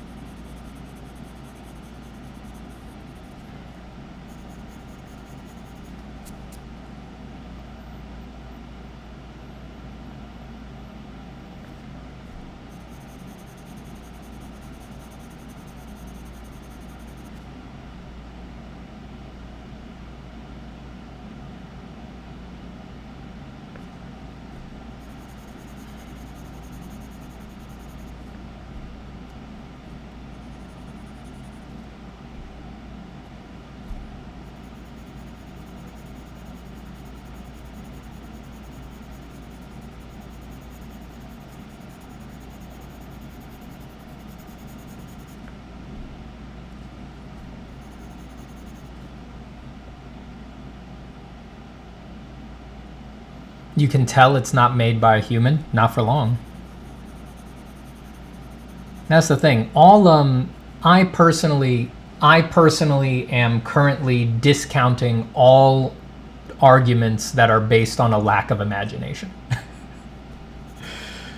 It's like any argument for how we should think about this or how we should feel about this that is based on the fact that any argument that's just you saying like, I don't think it could do this or it'll ever get here, or, oh, but look at the way it looks now. Like, if you're not projecting forward, then your argument is mute, or moot. It's just that ain't it, man. A lack of imagination is not what we're going to base our concerns on here. It only looks like a robot made it for now. They will remove that.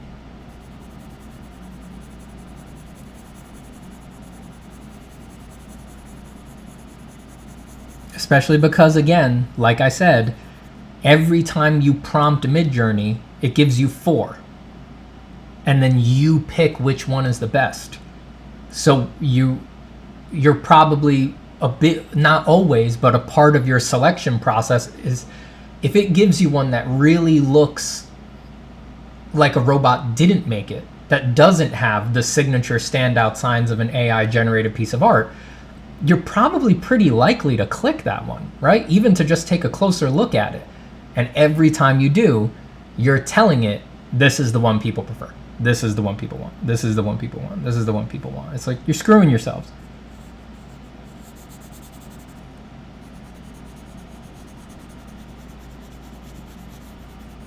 That's why I'm over here on paper. I don't think you should be using it, but you will. I don't know how else to put it. Like, like it says in the stream title. Mood, low Seethe. Outlook, cynical. I really don't think you should be using them, but you will. You will.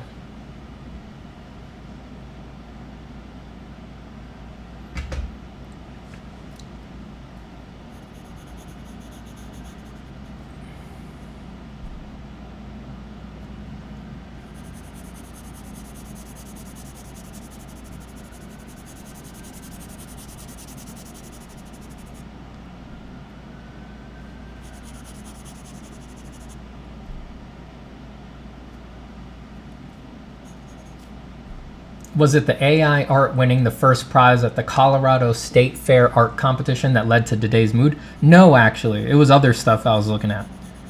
The state fair thing was like, that's not surprising at all. I mean, it's a state fair. Who cares? Like, prizes in art they don't mean anything. Look at me, I'm very good at drawing. I've had a great career. I don't have any prizes in art. It was just funny that made it into the news, but it's not like anybody, before it hit the news, it's not like anybody was out there caring about who won local Colorado State Fair art thing, the number 6 million. Like, no one cares. That's nothing. It was other stuff.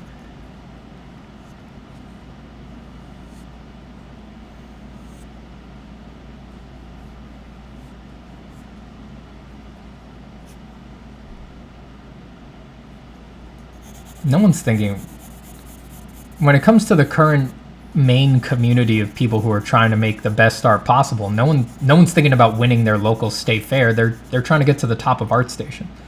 Not about state fairs. Come on.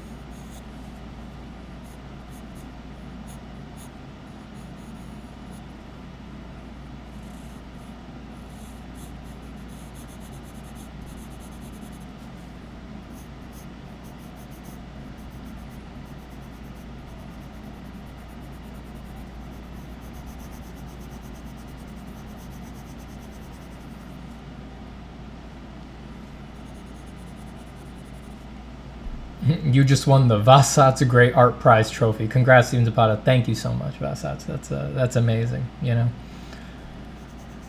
it's a great honor. It's a great honor. I want to thank me.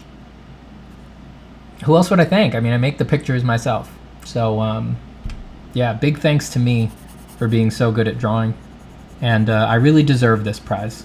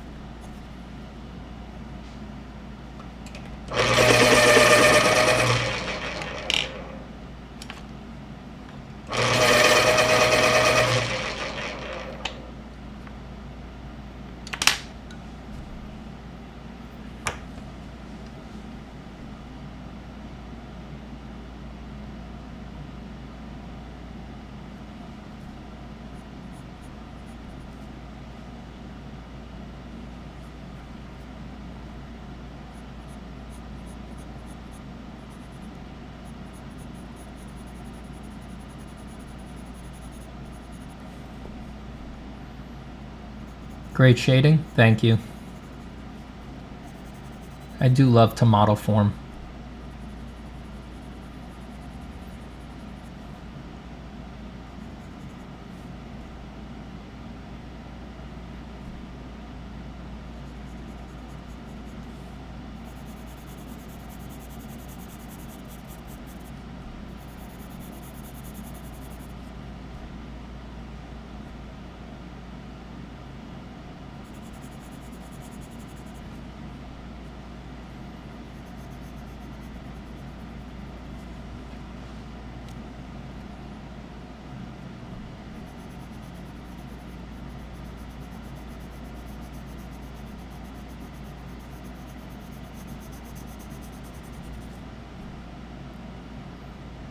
I saw some artists saying to not start with the head when drawing figures. What's other ways you would recommend, Steven, just as an experiment, maybe with the main mass torso? Yeah, I usually start with the torso.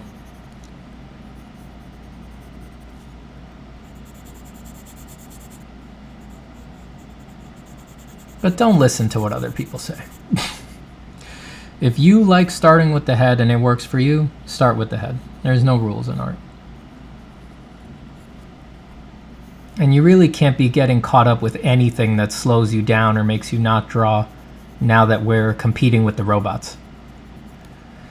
It's time for us to pull back and remember the big picture. We as a community need to all start forgetting or changing our attitude towards gatekeeping and thinking that skills are the end-all be-all, and that within the realm of skill that there's quote-unquote right ways to do anything. That was already ridiculous. It's just that most people didn't have the self-awareness to realize that. But we really... There's no more time for dithering. We need to completely eschew that now, or drawing will die. We need to get to the joyful part of drawing yesterday, because all of the incentives to draw are about to fly out the window, or the non-experiential incentives. All of the professional and industry style incentives are about to take a serious blow. So we've all got to reorient and remember why we're doing this. That is to say, the fun of doing it in the moment. And we have to not just talk about that, as I've been struggling to get across for years. You have to actually experience that so that you really believe it, and it's not just lip service.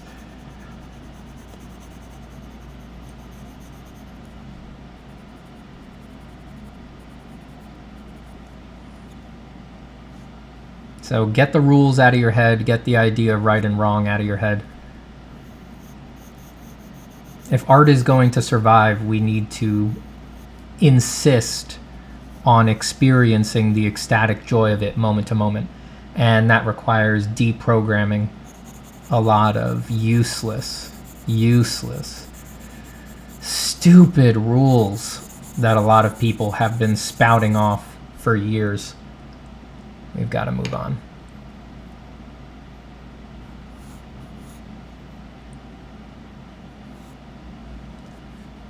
Games by Mark Wolf says, false. There is a right way to do things. Learn it and be the best artist you can be. Compete with AI directly if you want. It will look impressive because people don't get AI.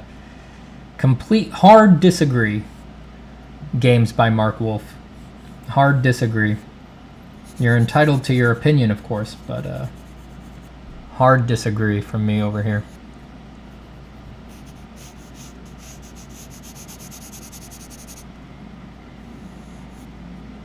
All artists work differently. Everything that you would say is the right way to do things, there's countless masterpieces that can be found that violate every single one of those right ways. That's just not how art works. In fact, you disgrace art by claiming that that's how art works. We all would have given up on art a long time ago and been utterly bored by it a long time ago if that's how art worked. Half the things that I had to do to be able to work the way that I work, and people seem to enjoy my work, I had to break at least half of the rules, the right way to do things. I do tons of stuff that a teacher who was obsessed with what is the right way to do things or the wrong way to do things, they would be screaming at me, you know? They'd be like, "You never, that ain't it, Steven." It's like, blah, blah, blah, blah, blah.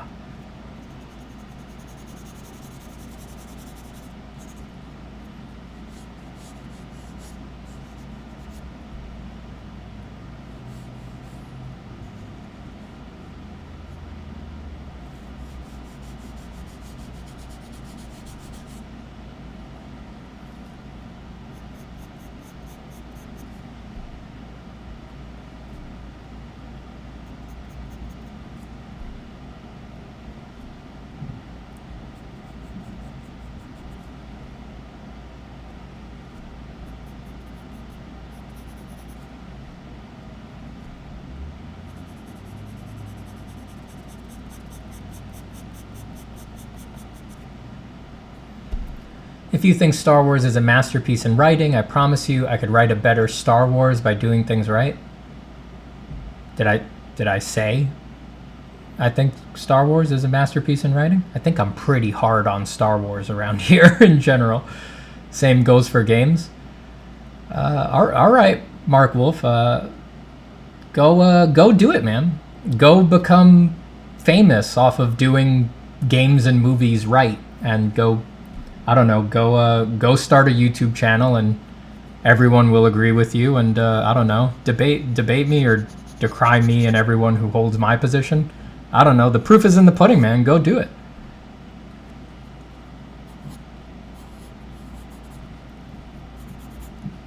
Go write your way to success.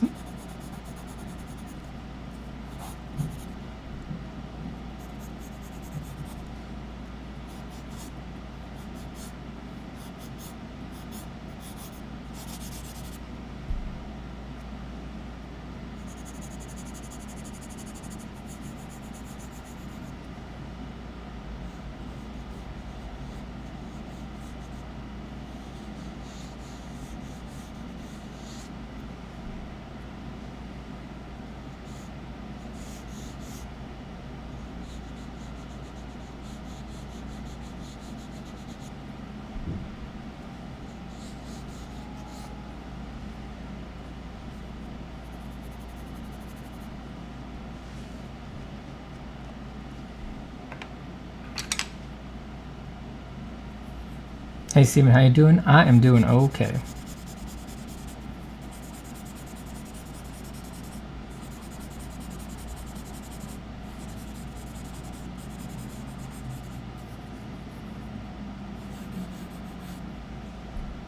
Steven, what's your opinion on photo bashing? Did it ever become a required process to do in any of your past projects? Oh yeah. Yeah. I definitely had to do a lot of it on gigs. I mean, any gig these days where you need to go photo real, there's only, you do that by using photos. There's no painting your way to that in any time scale that's realistic for a job.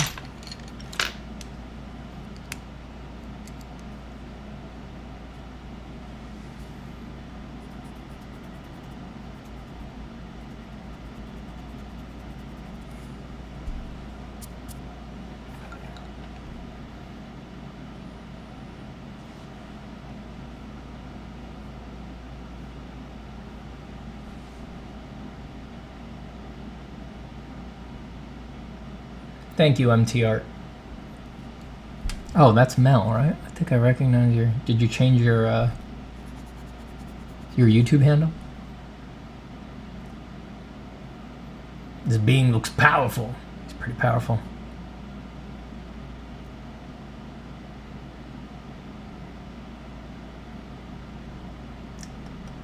Steven needs some therapy. I go to therapy.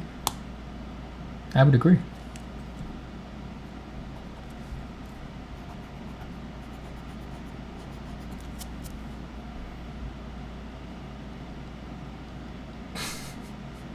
Can I get an eggplant emoji? What is going on in my Discord these days? Is the eggplant, has the eggplant emoji ascended over there?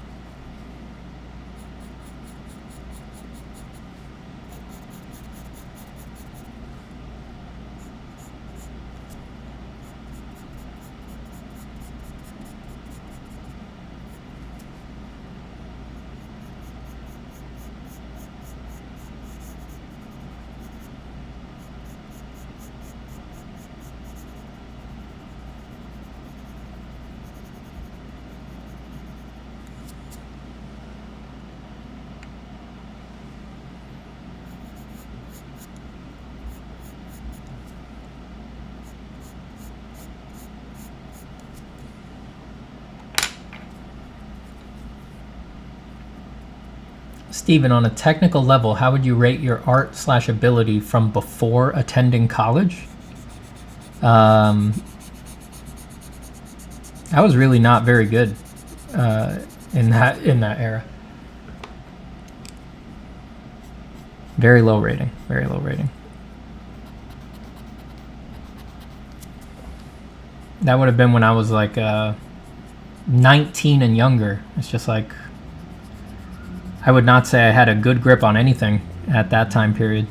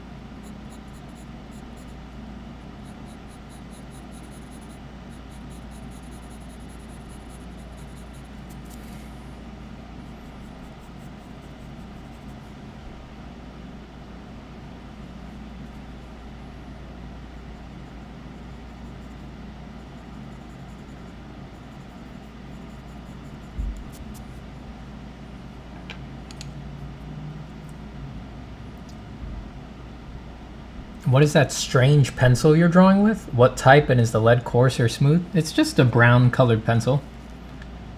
This is the Faber Castell Polychromos Burnt Sienna. It's just a brown colored pencil. It's not strange at all. Just keeps it nice and warm. I can see on the feed, because of my camera settings, maybe it looks a little like more red hot than it actually is. I mean, it's a very warm pencil. Here, let me change the... I run a little contrast boost in my camera, but if I set this to natural colors... it looks in real life, it looks a bit more like that.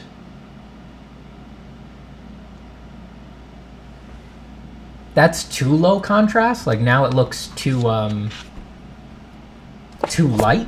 It's darker than that in reality, but in like the real drawing, to me, to my eye, looks between that and that somewhere. You can see it gets like, looks a little bit more red there because of the darkness.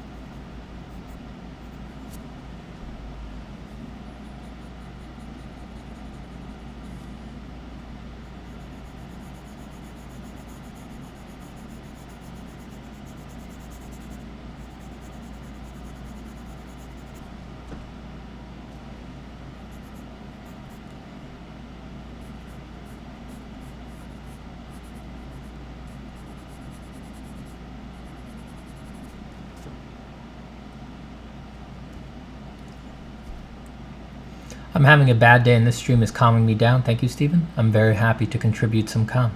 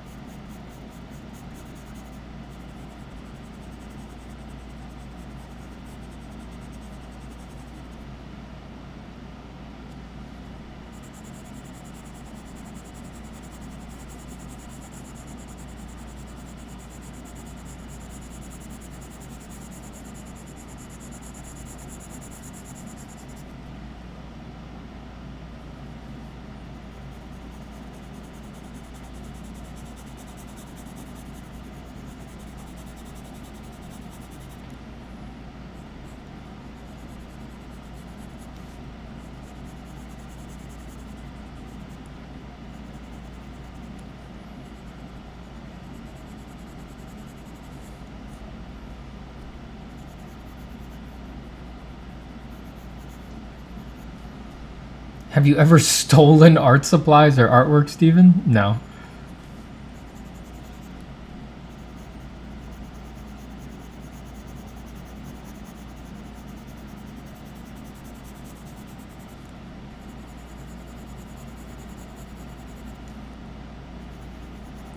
The good thing about pencils is that they're pretty cheap.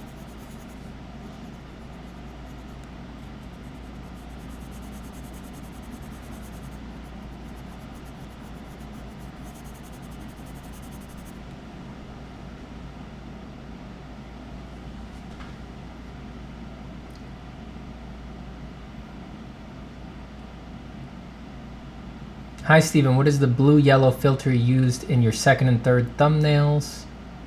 Seen it used many times. Nick Ponim, Anthony Jones, don't know. Get why and how you make it. It's just a gradient map in Photoshop. Most of the big digital art tools have the gradient map function. I know Procreate does. I'm pretty sure Clip Studio does. And you make it yourself. You make it by hand. You just use the gradient map function, and you choose, I want this value, 70% gray to get replaced with this color. I want this value to get replaced with this color. And you just adjust the knobs yourself. It's not like a pre-made one or anything like that I'm using. Because every picture has a different value range, pre-made ones are generally not going to give you the results that you want. They might give you a good start, but you'll generally want to adjust them manually a little bit.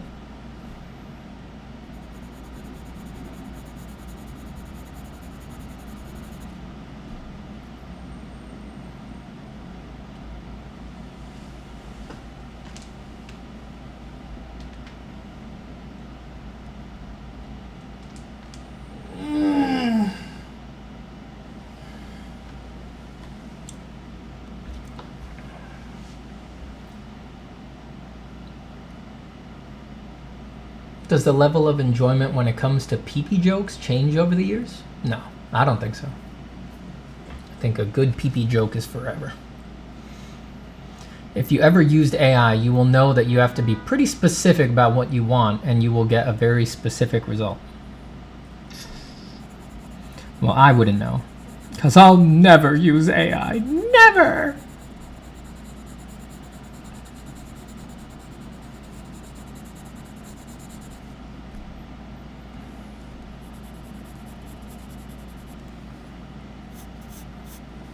It will become ubiquitous. It's like, dang, even TikTok has an AI art generator. It's just a filter. It's just sitting there. Must be surprisingly easy to make these things.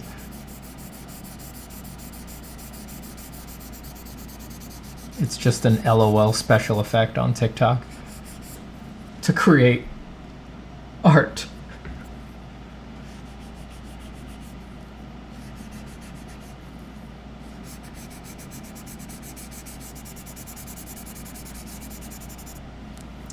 This man thing has no armpits. Well, his lats are just so swollen. his latissimus dorsi and his teres major are just so swollen that they're filling in the void that where the armpit would be. Because the armpit's just an empty space.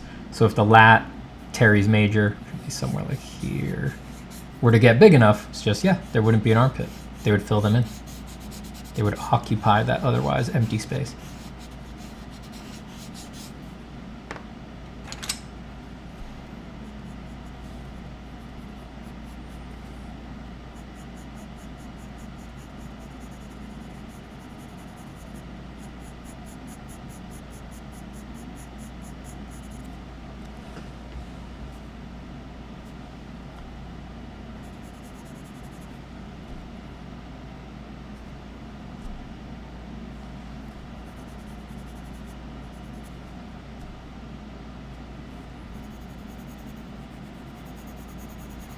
Artists are afraid of AI, so they pretend that they hate the art it produces. I don't know about that. I mean, I think I take the AI seriously because I see how good the art is. Like, I see great potential there. If I didn't, I wouldn't take it seriously. That said, I've had the AI stuff on my radar for years at this point. I think I first started hearing about it and seeing the initial stuff that no one was really interested in. When did it first hit the scene? Like 4-ish years ago? Stuff like that?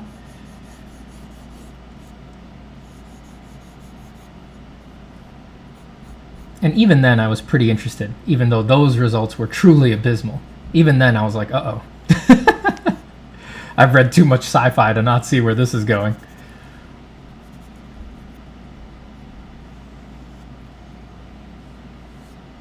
But yeah, I take it seriously because it looks good.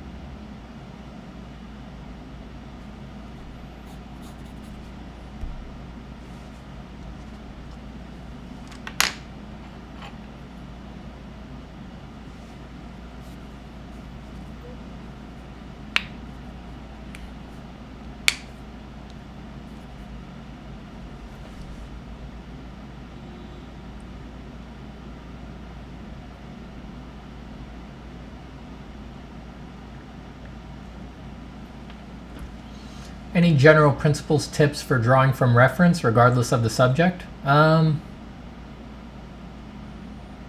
If you're new to it, if you really haven't done a lot of it, and by a lot of it I mean years of it, put a grid over what you're drawing. Even if you're gonna freehand, not over like your drawing, but over your reference. Even if you don't use the grid on your drawing, it's very useful to either have a layer in Photoshop over your reference that has a grid so you can see alignments, or if you're drawing something from life, have a plumb line. That is to say, like a quarter tied to a string so that gravity makes the string perfectly straight. And you can use that vertical line to see how things align in reality. That's a very basic reference need, you know, to have an eye for alignments. That when you're starting out, if you don't have just plumb lines, true verticals and horizontals, or some way to do angles, it's like you're guessing wrong. You know, you don't have the eye for it yet. Spend at least a little bit of time doing that. It'll teach you a lot. It'll at least teach you to respect how unexpected angles can actually be, and that'll go a long way.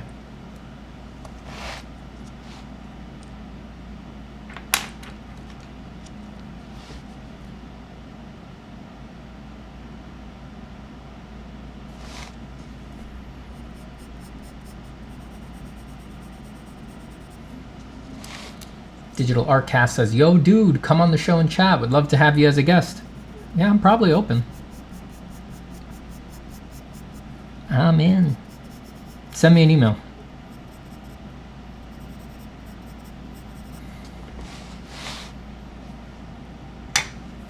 I've been out of commission for a while I was in the hole making my drawing course and stuff like that, but now I have more time.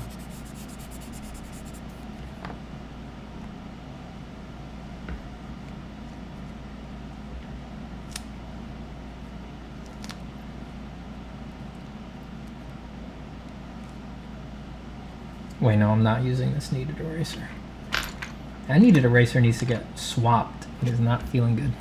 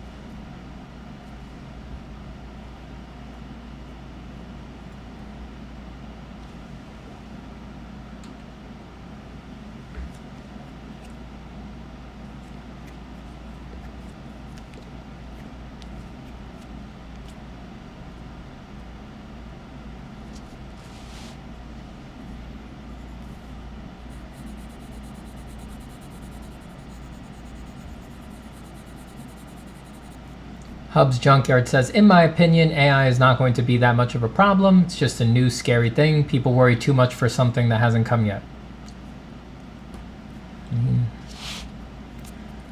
If only your opinion was some consolation.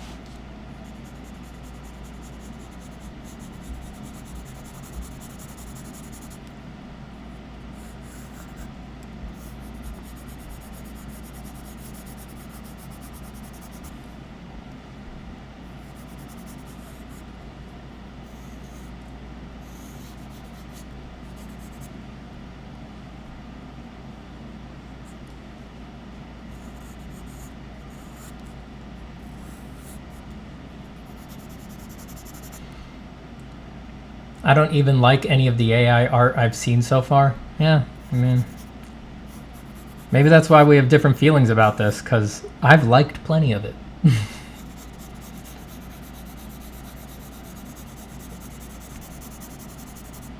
Art is subjective after all.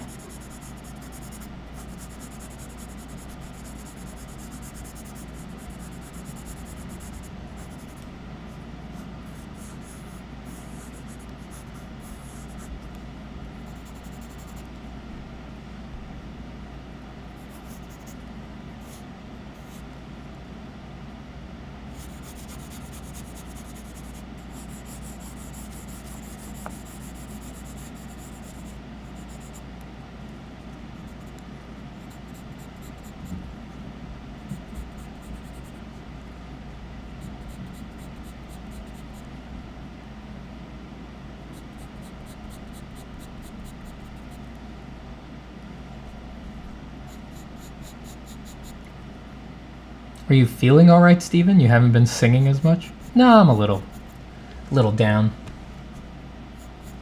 A little negative. I know you guys get it. Don't feel the need to hide my real emotions from an audience that I have built up on discussions of real emotions. But I still draw. As you guys know, I don't think the ebb and flow of emotionality is the end-all be-all of what you're going to do or anything like that. But I'm perfectly all right. I'm just in a pensive mood.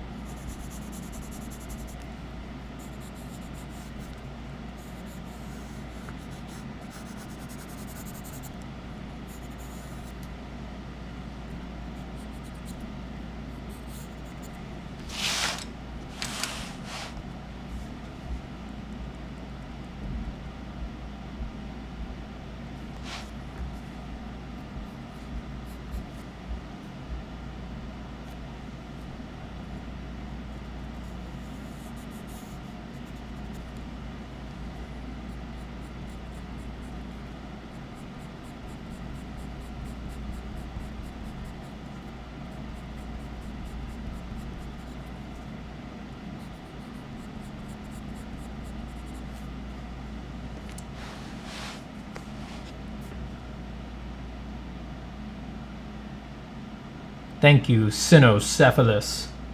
I'm glad you like it.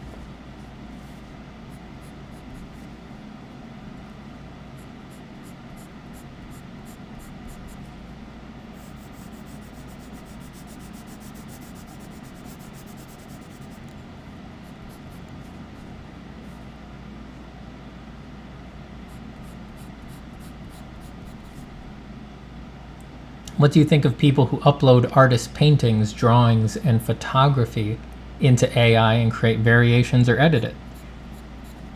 I don't know what to think.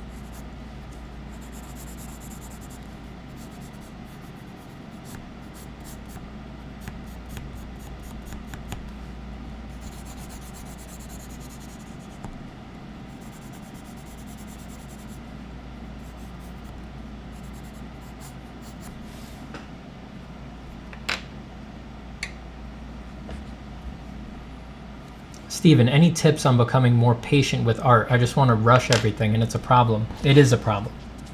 Step one is acceptance. You need to really accept that it is a huge problem. Probably everything that you want out of art is on the other side of patience.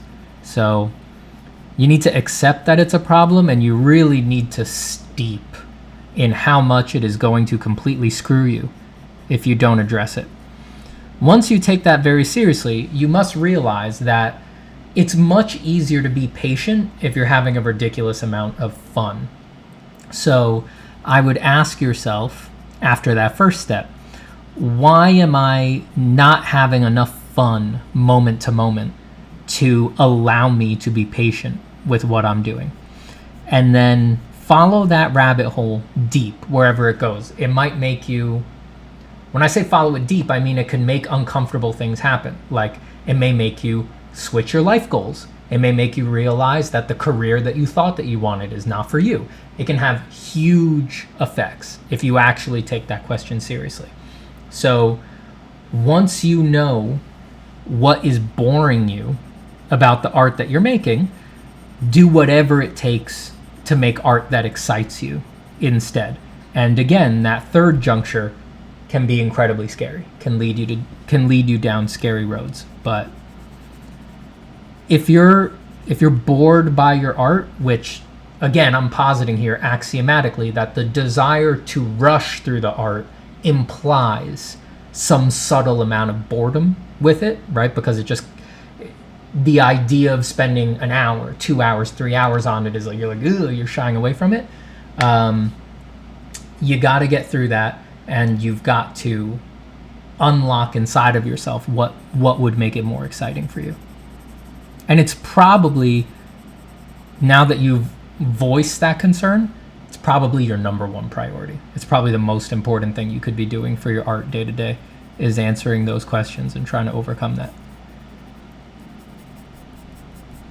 A lack of patience is not something to ha-ha about or think, oh, I'll get better at it. It's like, it will destroy your career. Or worse, it will make sure you never have one. It will completely, I use the word career there, but I mean, it'll destroy your practice. Forget career, it will destroy your art practice if you are unable to be patient with what you're doing.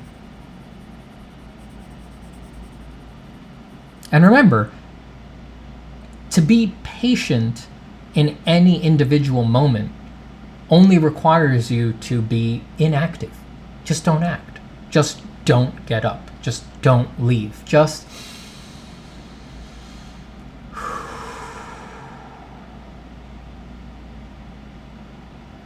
sit for a second. And then keep poking.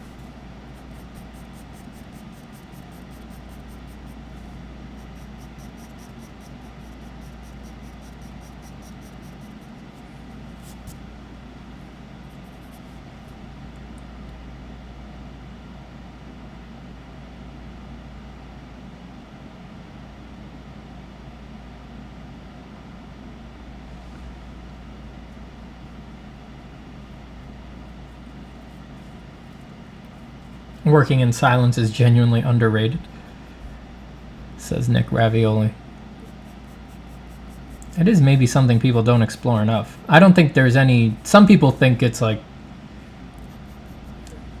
I see online sometimes some people saying like you're not drawing as good as you could be if you have music playing or something like that. I don't agree with that, but I do think you should be able to go back and forth. Mostly because I think it's really easy to spend a long time just messing with Spotify and your playlist, and the constant going, you know, flicking your eyes away to go pick a different song or look for a different album. That actually breaks the flow a lot, I think. I'm not totally convinced by the milk call argument that the actual listening to music makes you focus less. I think they may be running on I think audio and visual stuff may be running on different tracks, and you probably can overlap them significantly. But my comment about being able to go back and forth is really more about the mechanical function of constantly getting distracted by curating your playlist.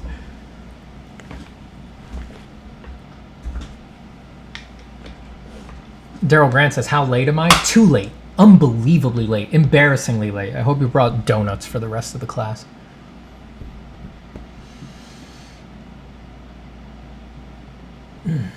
Stephen, your comment about patience in art should be printed up and placed upon the wall of young artists. Very profound and right on. Thank you, Raynola. Steve, how true is the 10,000 hours of training in art field? That sounds like a lot. How long have you been practicing before you have actually become an expert? In art, it's probably closer to 20,000 hours.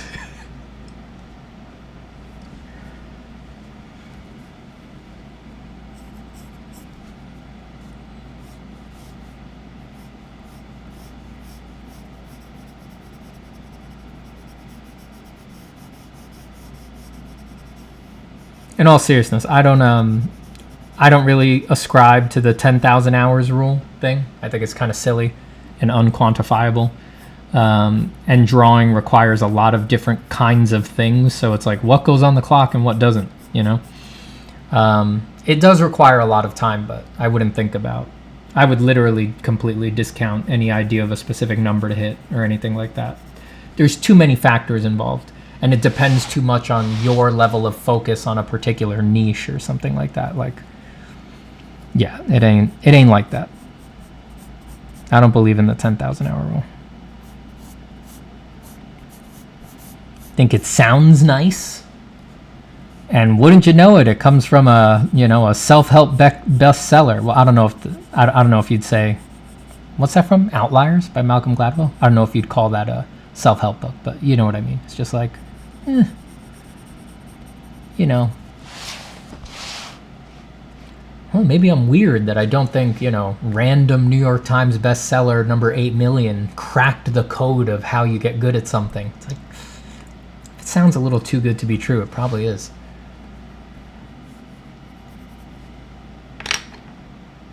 Sharpening.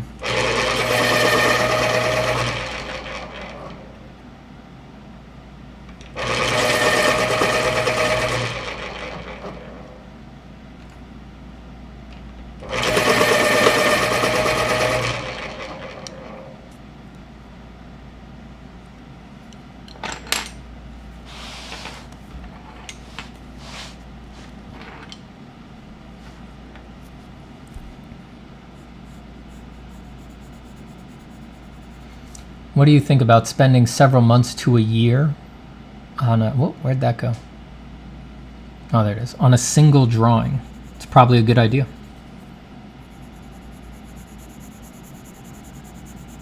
Even if you don't do it regularly, I think probably anybody would benefit from trying it at least once.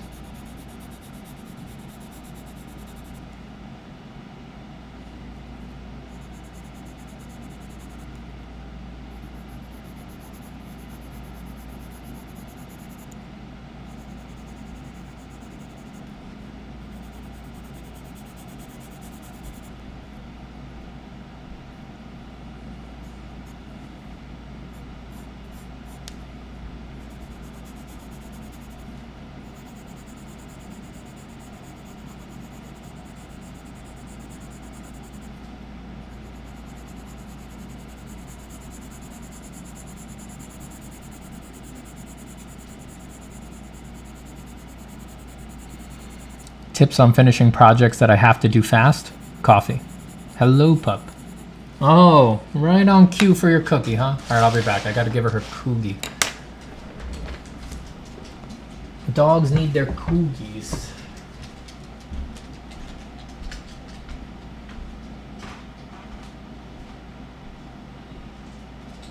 Oh, God, that's a good stretch.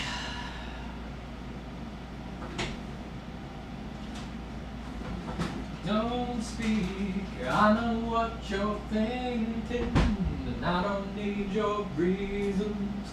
Don't tell me 'cause it hurts. No, no, no, don't speak.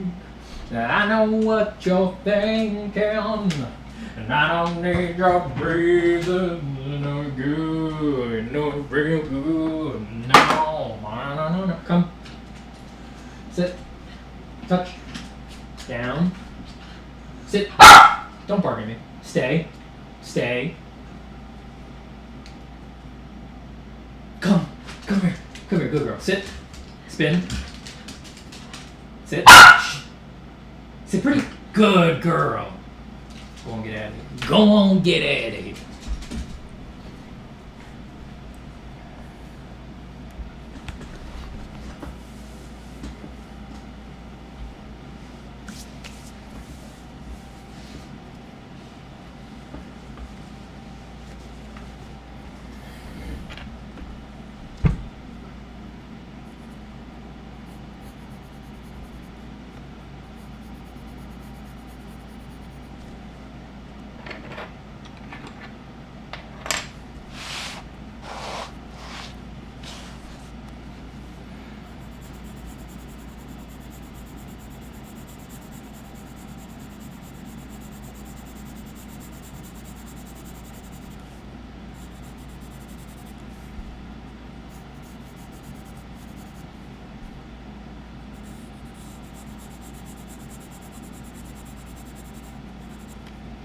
Thanks, Milk Money. I almost called you Milk Mommy, which is not the same as Milk Money.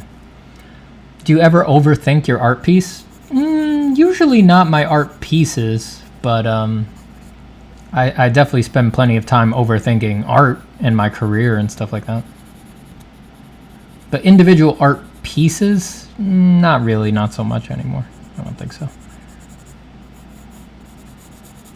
More in the past.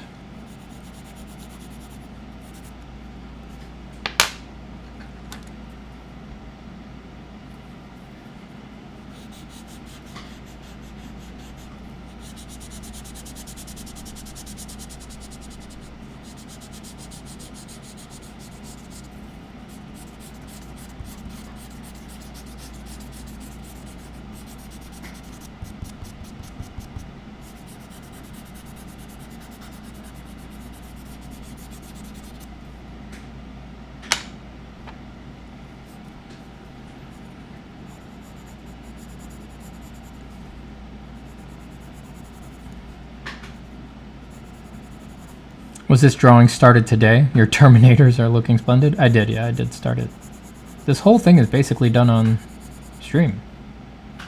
Does anyone who was here from the beginning remember how much I had when I started? I think it was just like the basic outlines, right? I just had whatever I did in the like 8 minutes that I let the countdown timer run at the beginning. So yeah, it's all done on this stream.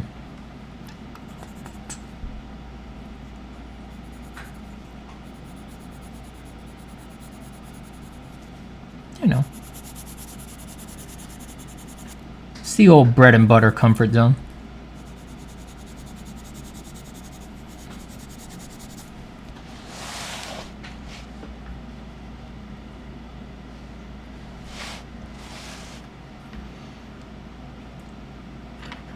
Steven, I've benefited so much from your course, man. I'm very happy to hear that. Plan on adding more? I'm barely in the combined geoform section, lol. Yes, yeah. I don't have that stuff like on a timeline because the course is complete, you know, like the curriculum is all there. And everything that I felt needed to be there to teach the foundations of form is in there.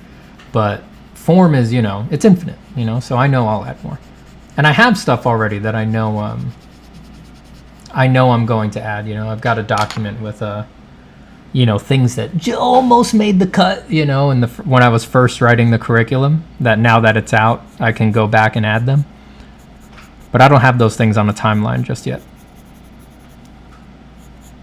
But that's all right, because, yeah, it's a lot of content as it is. You know, I don't want to overwhelm people.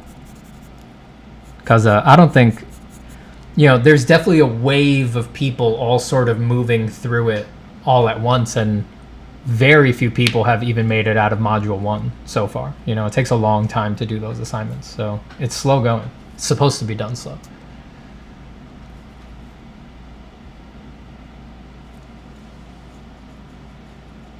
Also, I want to bring this up, Steven. Don't think I gave up on the course. Job has just been completely swamping me with work. I feel bad enough for not working. Dude, Nick, don't even worry about that. Don't you ever think that I'm like tracking like, hey, who quit or who didn't do it or anything like that. It's like, I'm not.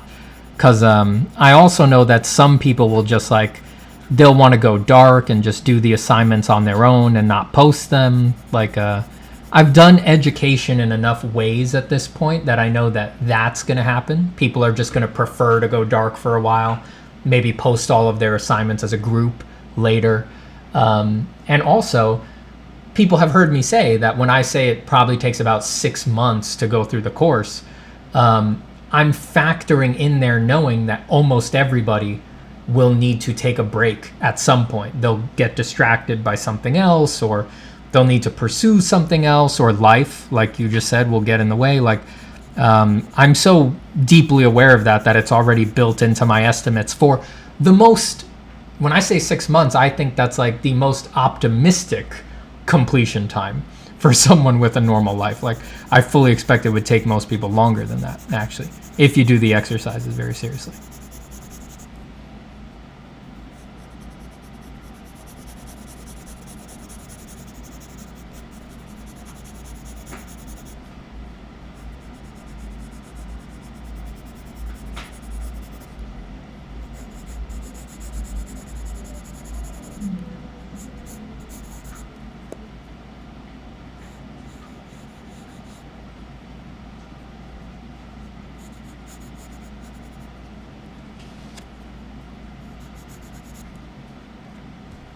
Damn, 3 solid hours of streaming. Steve, God bless you, bro. Well, you know, I know the longer I go, for some percentage of you, the longer I go, the longer you'll go. So that matters to me. I want you to get in your drawing time. It motivates me.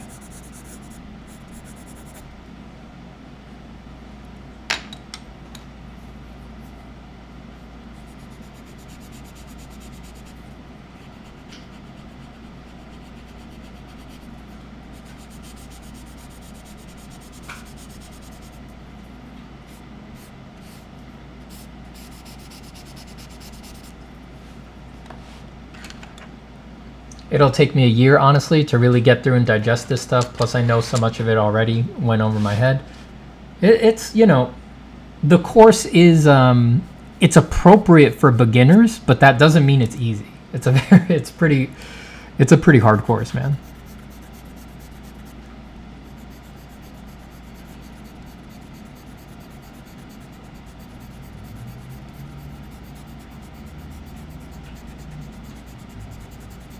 It's like, it's form, you know, it's how to understand the illusion of three-dimensionality. It's like, why would that be easy? You know, why would that be simple? You know, it's gonna require serious effort, you know.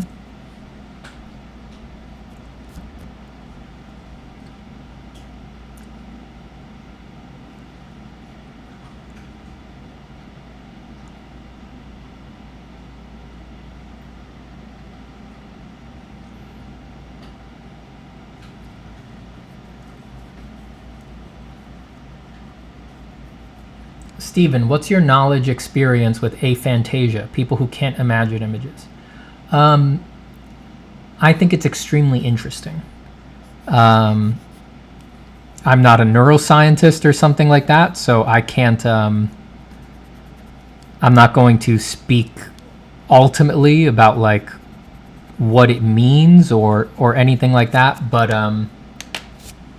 this is going to sound weird, but if you're interested in aphantasia, that is to say, how thoughts are experienced, let me give you one of my favorite ways to tank a party. Now, I'm not kidding about this. I really think you should do this. Next time you're hanging out with a group of friends, I just did this last week actually, and it was as fun as it always is. Next time you're hanging out with a group of friends, if they're even mildly open to this, you know, you're at a dinner party, something like that, ask everyone at the party, how do you experience your thoughts? How do you experience your inner thoughts? And watch the party unravel. You will have such an interesting conversation. You will discover that some people don't have internal monologues. Other people at the party will say, that's impossible. How do you not talk to yourself in your head constantly? Other people do all of their thinking in images. Other people do all of their thinking in a combination where they do images and language constantly. That's what I do. What my internality is video style, movie style. If I'm imagining words, I'm usually also, at least if I stop to be aware of it, I'm imagining visuals for that. If I'm imagining, for example, a stressful phone call I need to do later in the day, I'm not just imagining what I'll say in the phone call. I imagine myself pacing around the room doing the phone call. You will discover that some people have internalities that you will find unbelievably novel. Yeah, like for example, not to give too much away, but you may find out that one of your friends has all of their thoughts in the context of a game show that is going on in their head, and yet they live a perfectly normal life, things like that. Please do it. I promise you, please do it. You'll have one of the most interesting conversations you've ever had with your friends. You'll learn a lot about how people have radically different internal experiences and how people assume everybody's internal experience is theirs, is everybody's internal experience is the same as theirs. And if you find that one of your friends has one of those really interesting ones, one of those ones that you've never heard before, and you find that you are incredulous, that they claim to have an internality that you can't get over the feeling must be impossible, that'll tell you a lot too. And that'll open the gate to you wondering if something like aphantasia might be, okay, again, don't read into it too much, but if one of your friends posits that their internality occurs in a way that you are completely incredulous of, you just can't bring yourself to believe it, you may feel that they just aren't noticing that they have linguistic thoughts or imagistic thoughts. Or maybe they're only tuning into their own internality when they're on a particular flight of fancy, but it can't possibly be that all of their thoughts occur in the context of this weird internality that they've described. And if you transfer that over, your incredulity to thoughts of aphantasia, that will tell you a lot about yourself and things like that. So all I have to say, I have no answer, but if you're interested in that stuff, it's a great way to sync a party. You'll love it. It's the best. I've done that a bunch of times, and there's some of the most interesting conversations I've ever had with my friends. You got to try it.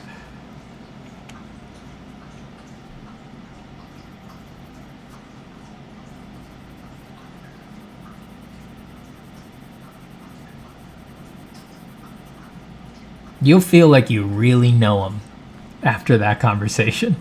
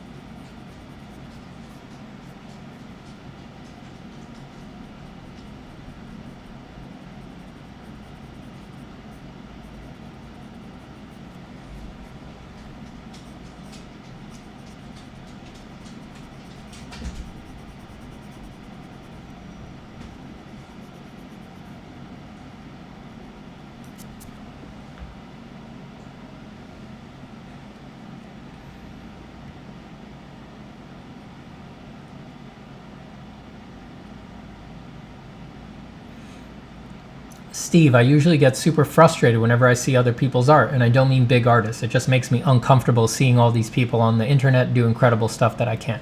That's just normal. I mean, there may not be much you can do about it for now. You'll grow out of it. You know, it'll change.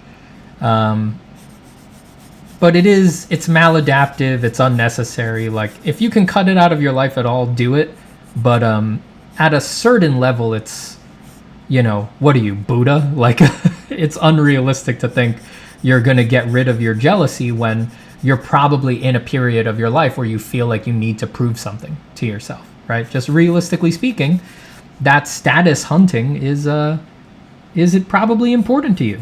And I wouldn't want to discount that. You know, that's authentic. That's valid.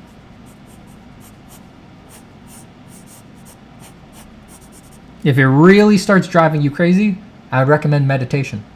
Open those doors.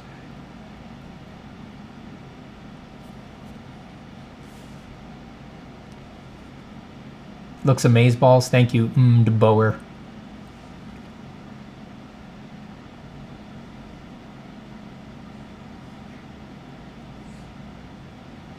Has learning how different from your thoughts other people's are helped you to discover different states of mind or new ways of thinking? Absolutely. Like I said, they're some of the best conversations I've ever had. I'm not messing around. I'm genuinely recommending that at the next party you're at, you ask your friends how they experience their thoughts and watch the room blow up. It's like a game. It's like a game, man. Or do you just return to your own personal way of thinking? No, it has really influenced me. I wouldn't say it like changes my state of mind. Like, I still just think the same old way that I think, but I feel like it has really rounded out my or improved my openness to how strange experience actually is and how flexible experience is. I think it has made me more compassionate overall. Yeah.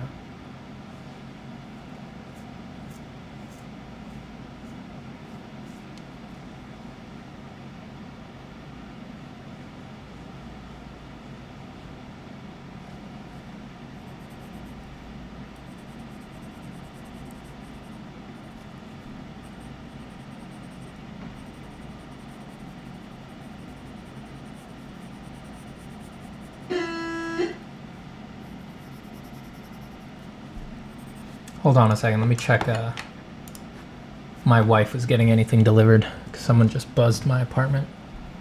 One moment. I think so.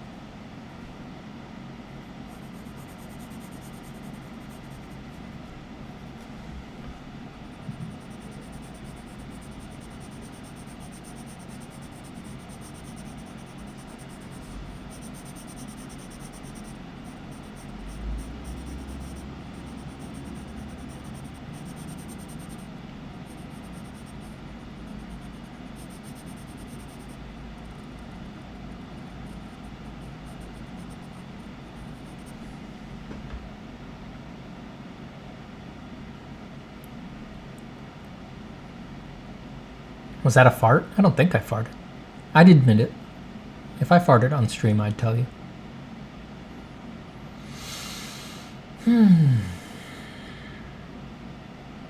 What is the best exercise or learning material you've come across that really clicked something in your understanding of color? I'm doing color studies. I'm unsure what direction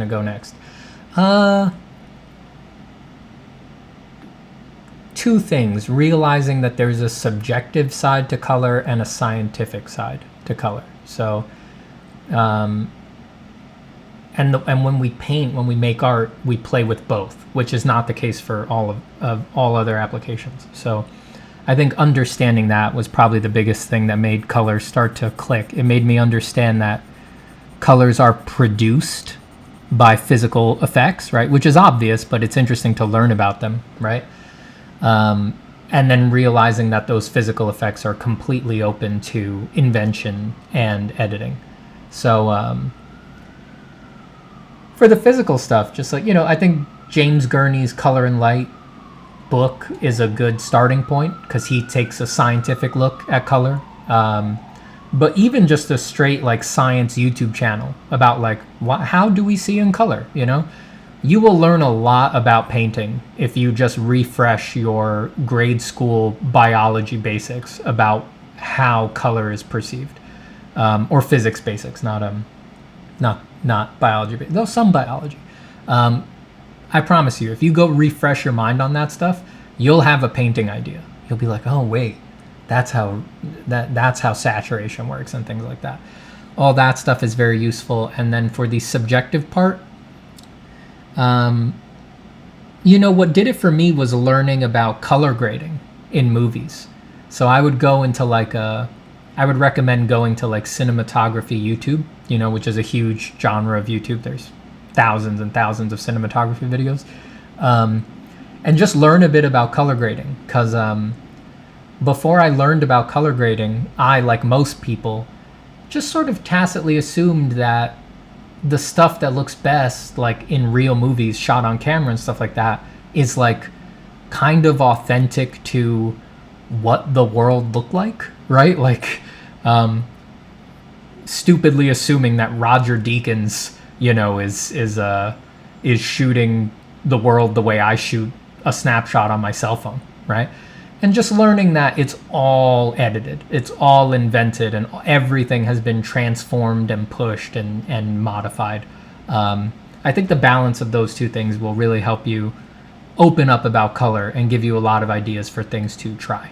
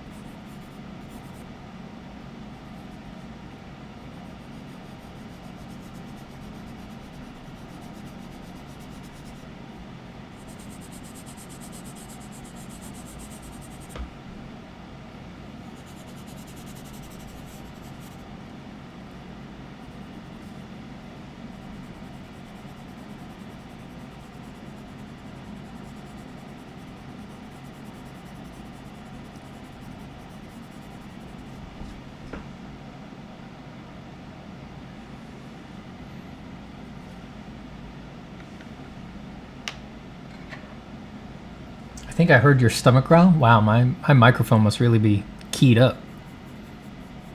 Yeah, I can definitely feel the hunger coming on. Getting a little hungry.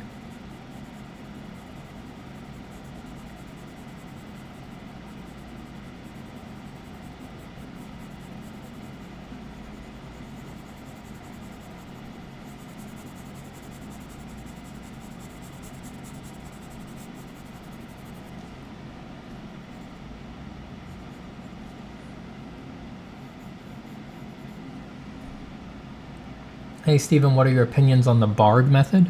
Well, the particular method, it's well ascribed. I'm sure it works, but I've never investigated the method myself.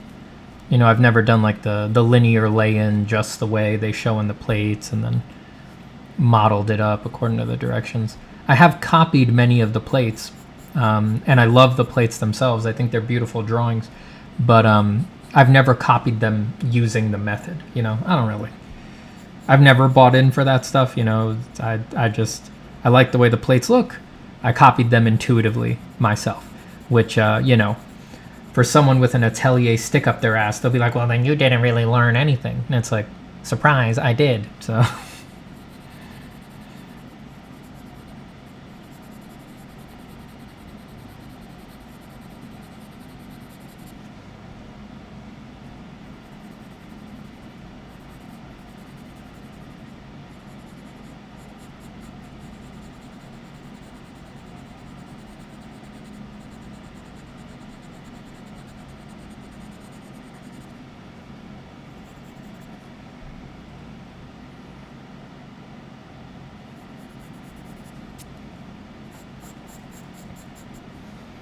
Have you read 3D Total's Color and Light that came out last year? Partway through it, and it's way more in depth than Gurney's? I have not. Sounds interesting. I take it it's more more aligned towards 3D artists, right? Explaining like PBR materials and breaking optical effects out layer by layer. That's my assumption, since it's 3D Total.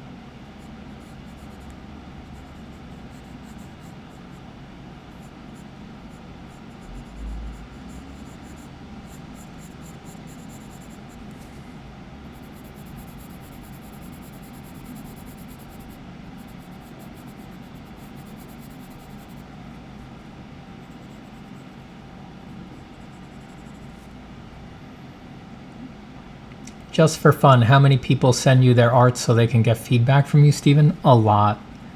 And I just can't answer them, unfortunately.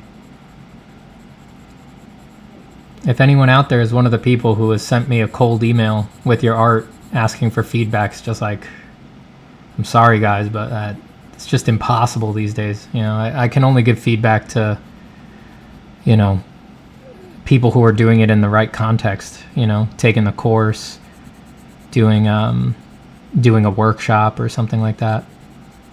I really just it would be impossible for me to field random feedback requests.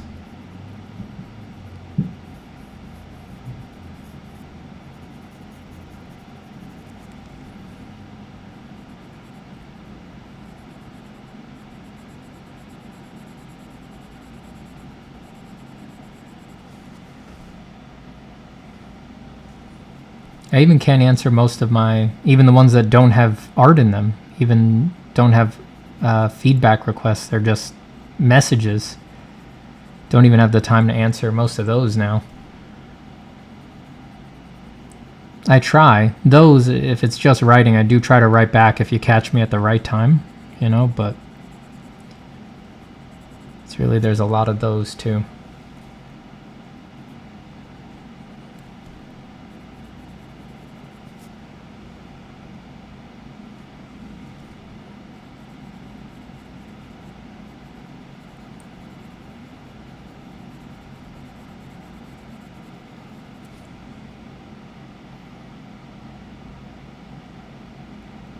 Bye, Seth Hap. Steven, do you know the project Orkin by Marko Djurdjevic? Yeah, I've seen it on his website before. Why, did they put out something new for it or something?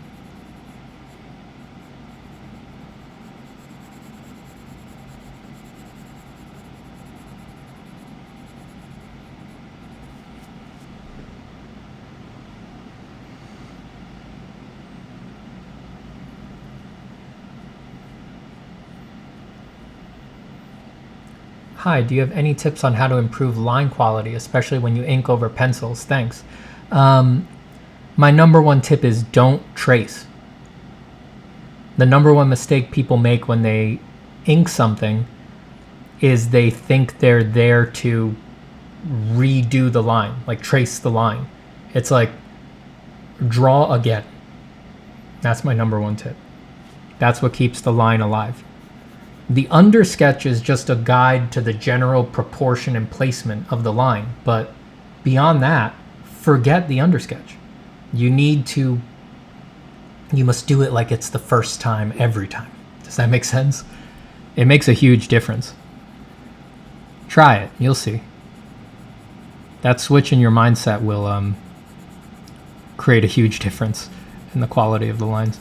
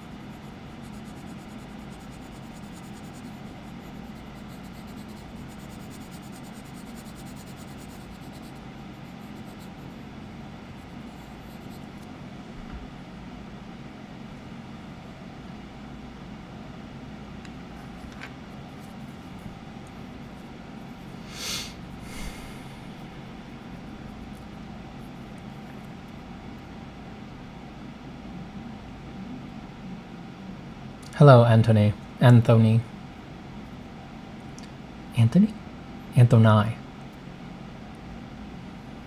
Any tips on not drawing a certain style? I started drawing with anime stuff, but now I keep back reverting to it unintentionally when I'm trying to do more cartoony or realistic stuff.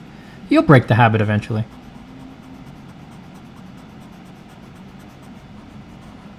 You just need to spend enough time doing other things, replacing the habituated shapes and shorthand answers with new ones. It's only a time function. Just be patient with yourself.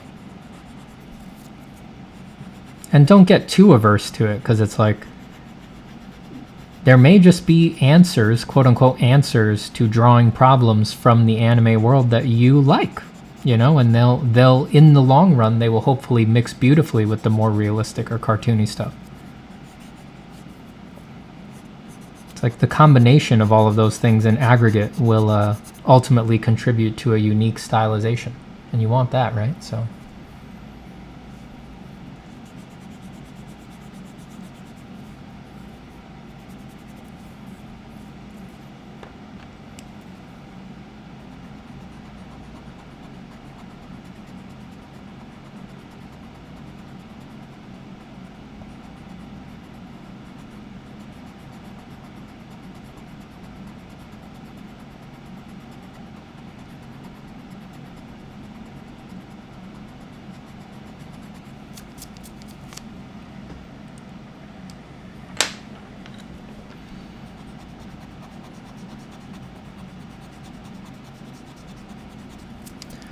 I have the power of God and animal.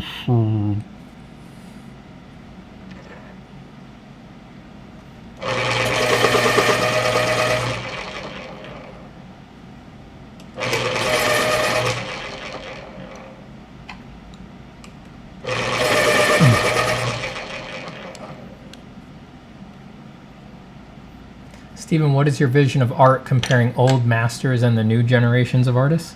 I mean, it's certainly better now. to be an artist.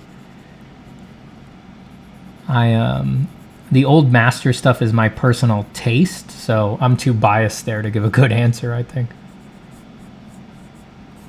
I mean, the old masters like Michelangelo, Raphael, Canova, Pontormo, Rubens, I mean, they're all my biggest influences for drawing, so of course I'm going to prefer their stuff to more modern stuff, but that doesn't mean anything, you know, that's just my personal preference.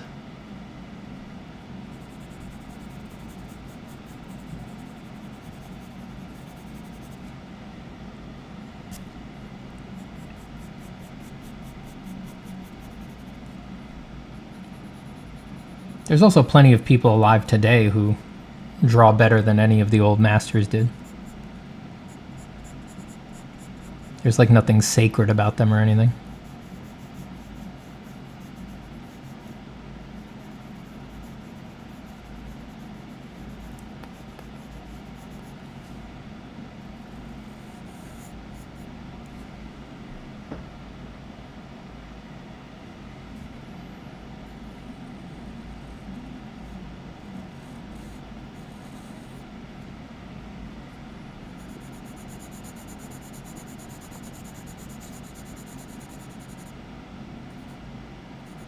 If you could pick one of the old masters to be your mentor, who would you pick? It's obviously Michelangelo.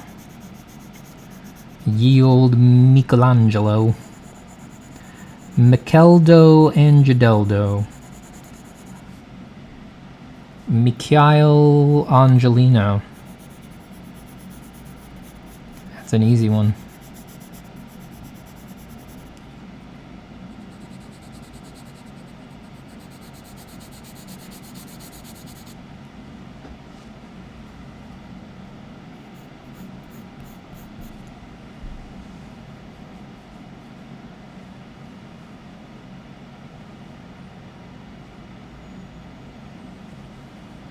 I practice drawing forms from imagination, but they still look kind of wobbly. Do I need to use reference? Maybe for a while. Can look to reference for explanations of what keeps forms looking solid and varied, especially. If they're looking wobbly, it's probably that you're only comfortable doing purely organic shapes, and you maybe haven't practiced enough doing things like cubes so that you feel comfortable with flatter planes and broader surfaces. That's a huge unlock for form from imagination. It's like you're rarely going to need to draw a cube, but knowing that you can do a cube opens in your mind the possibility that organic forms actually can have large flat areas on them.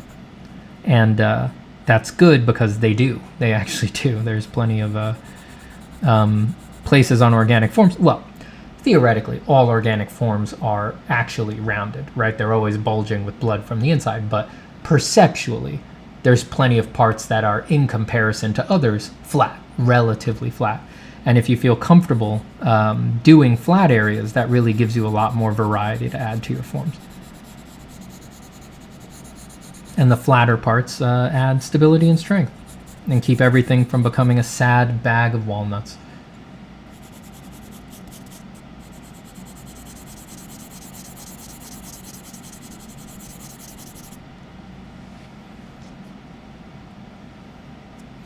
Hey Steven, is it necessary to sell drawings, or can I keep them all like a crazy guy?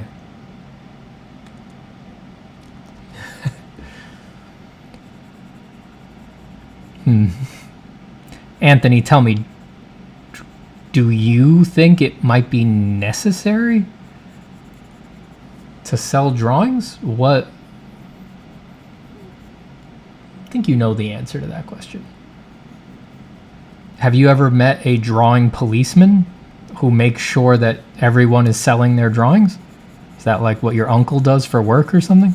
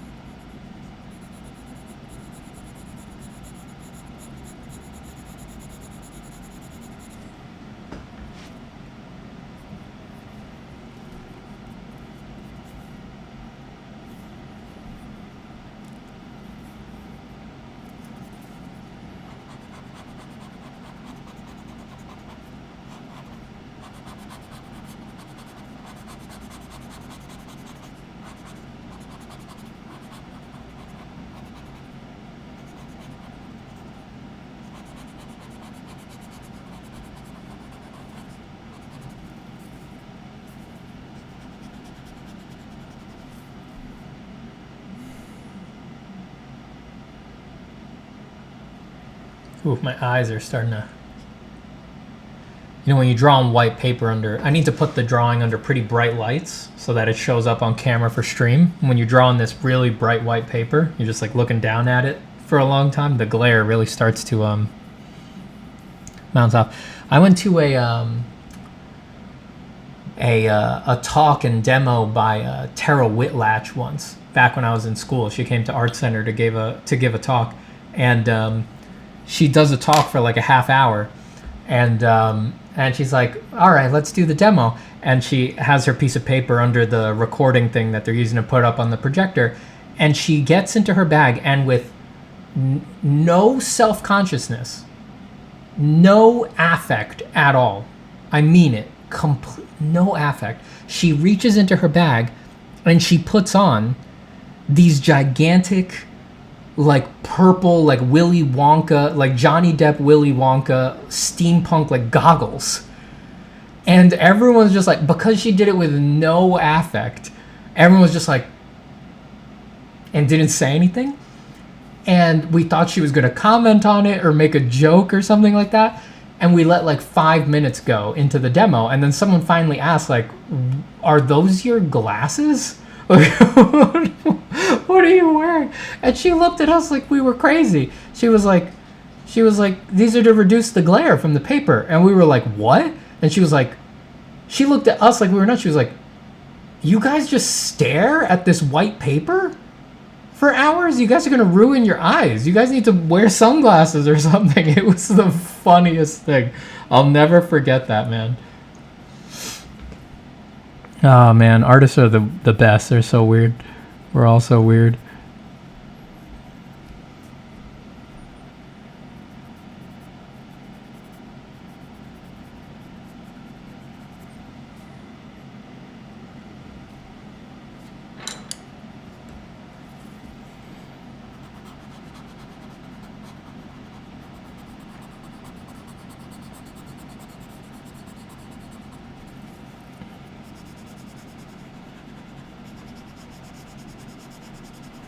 Back then, I thought she was nuts for that. Now I totally get it.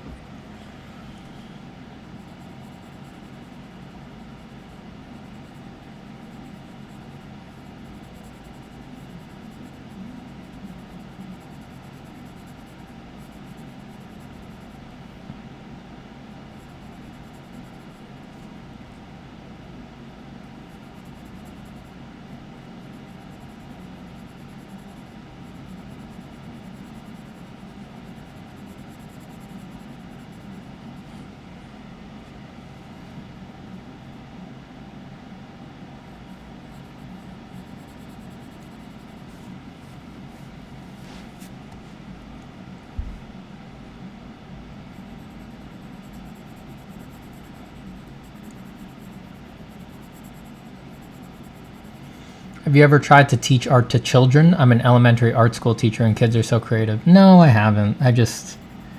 I think their taste would be a little too anodyne for me, you know?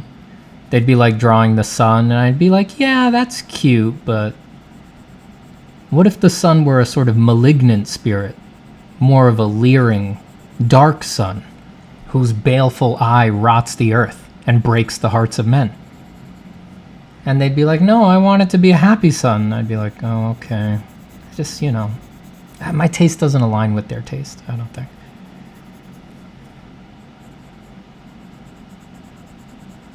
I think we'd be misaligned.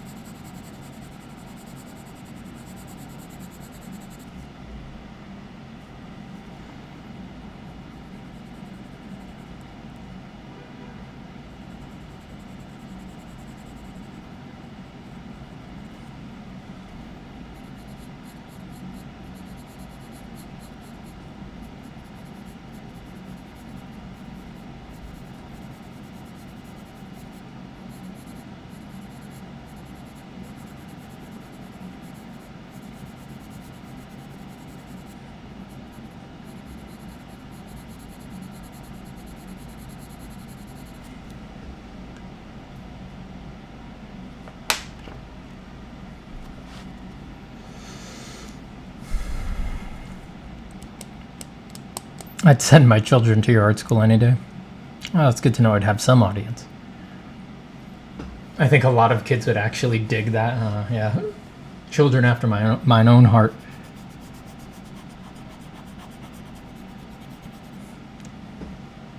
It's like I always hate those scenes in horror movies where the kid's parents find the horrifying drawing that the kid did, and then the kid has to go to therapy. It's like, please, you ain't seen nothing. Let me show you my sketchbook.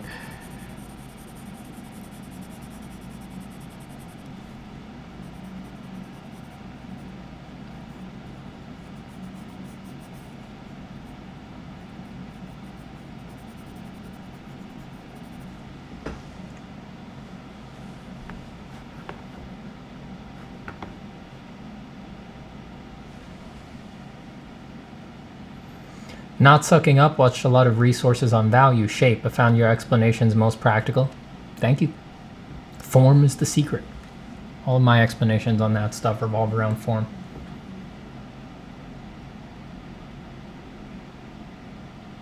If you think about it, they will have to learn what good art is sooner or later. Yeah, I'm just trying to accelerate the learning, you know. I'm trying to be of service.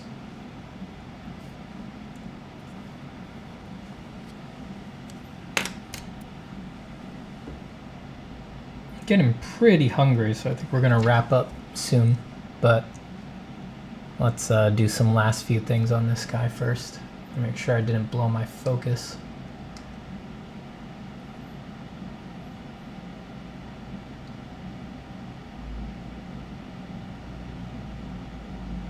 Seems about right.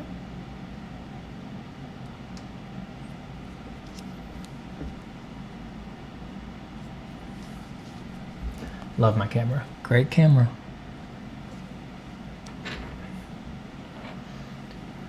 How do you use color pencils? I feel like I never get enough pigment. I don't use color pencils to do full color work. I just use them to draw like any normal pencil, personally. They can be a little slower on the put down, but that can be nice if you're planning on taking your time, you know? Gives you more time to build things up and to think things through. You just gotta work with it, instead of making too many demands from the pencil. Let the pencil tell you how things are gonna go, you know?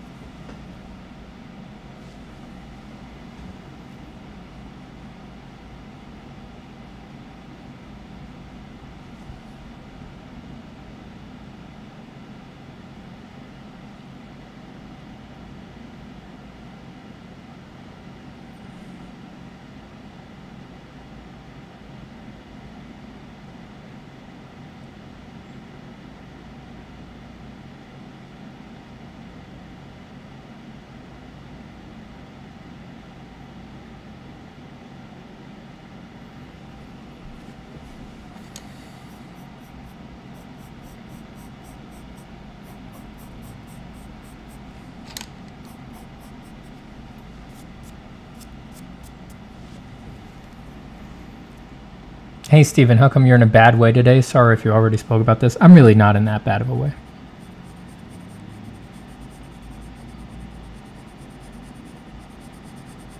Especially not after, you know, getting the morning drawing session and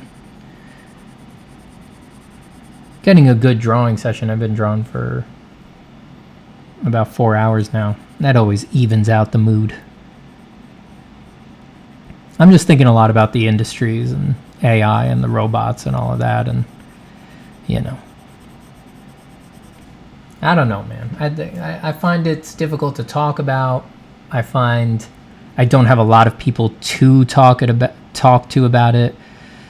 The people who want to talk about it's just like we're in different positions, you know, like I'm getting emails from young people, you know, because of the position that I'm in as an art teacher and, you know, having a platform and all that. I'm getting emails from young people where they're telling me they're going to give up on their dreams because of AI. Like, they can see that it's not worth it anymore and all that. And it's like, I think most people just aren't getting the same amount of data inputs as I am. And I think it's making me react different. You know, this isn't like only about me for me, you know. I'm also a pro, and you know, I have a lot of peers who have been doing this for a long time. You know, they also have art jobs, and it's just like the vibe is different between the people with the jobs and the people who don't have jobs. Do you get what I'm saying? Like, I don't want to sound like a jerk, but most of the optimism comes from, I don't really want to talk about it. You know,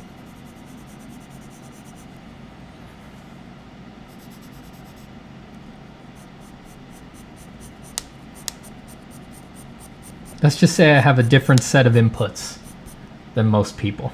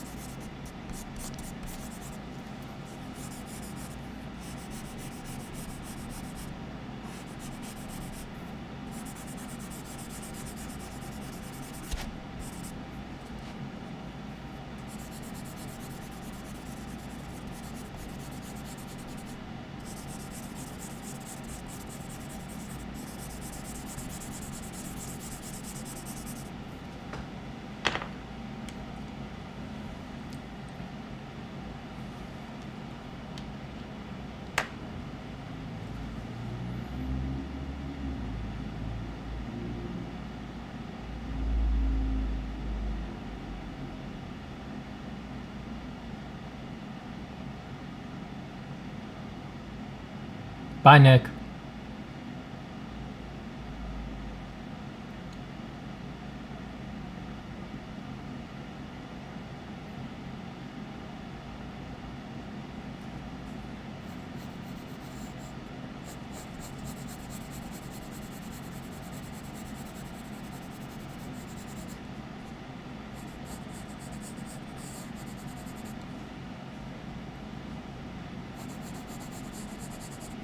I want to row my own boat, following my own goals and set my own standards. Yeah, man. I mean, I'm glad I moved towards that years ago, or else I'd be really... I'm feeling grief for my industry these days and for my students, you know? That's what I feel. It's much less personal for me than it is for a lot of other people, because I've really... I years ago started extricating myself from the industries and have internalized my goals. And I did that all for different reasons than AI, reasons I found just as compelling. It's the way to go, you know? That's the advice I would give everyone, you know? Change your incentives for making art. Pick something more robust than dreaming of being taken advantage of by a company for less than you're worth. It's like, if that's your dream, I think you'll achieve it. and then a robot will displace you. But yeah, you got to internalize your goals. You got to go bigger and learn traditional. Learn traditional.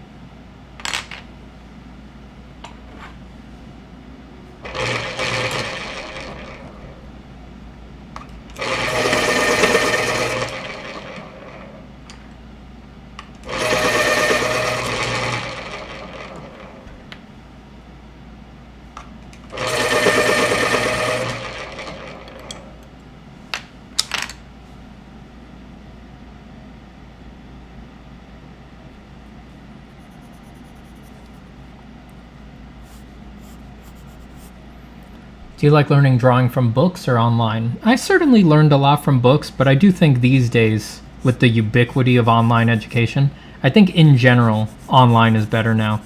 It's just, there's so much more that can be done in a video to explain something with a mechanical function like art. It's like, a book will never quite do that, you know? Sometimes, I will say this, books tend to be slightly more thought out, which is good. You know, there's a lot of just sort of willy-nilly made videos out there on the internet. But yeah, I think on balance, videos are better.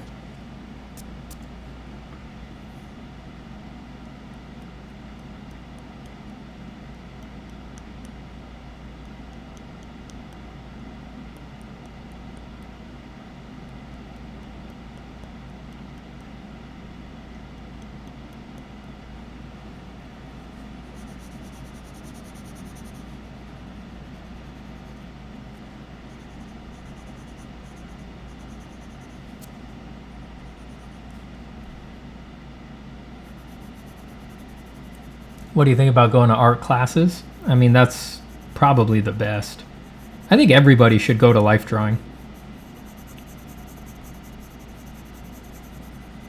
I've spent countless hours in the life drawing studio.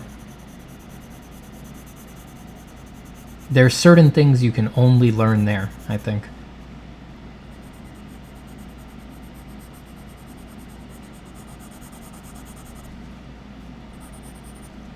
It's like the mix of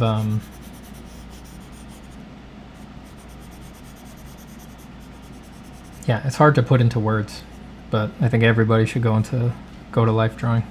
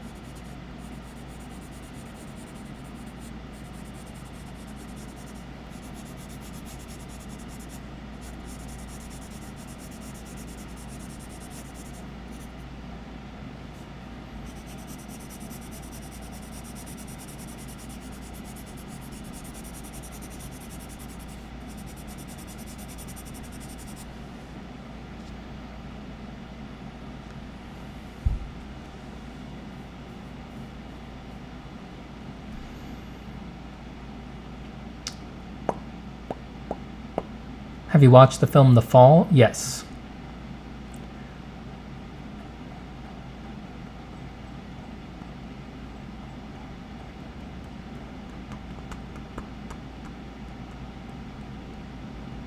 George Bridgman for $6 total. Yowie. Hey Steve, when you are finished with the drawing, you should turn it around and put another face on the back, and whenever someone looks at it, they will be confused. That'd be a fun way to do a verso on a drawing. Maybe if this wasn't on just cheap marker paper. If this was actually on finishing paper.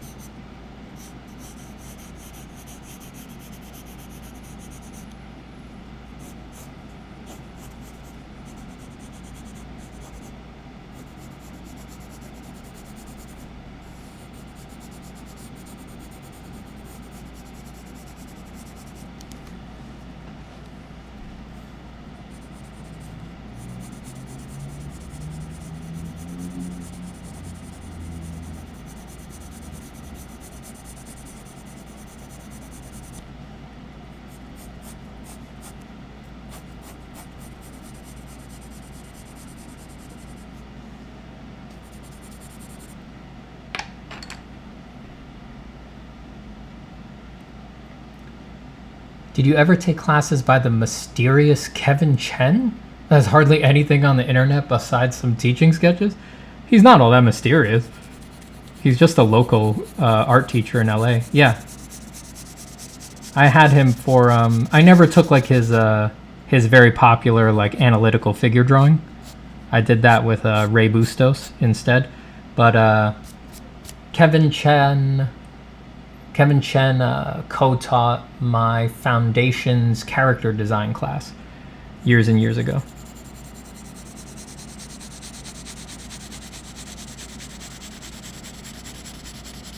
It was a very good class.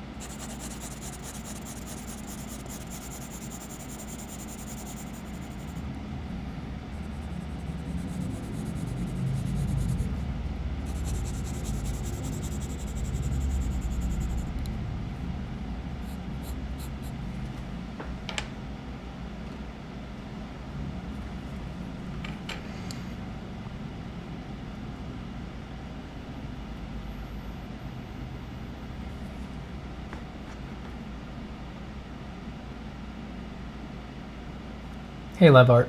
Thank you.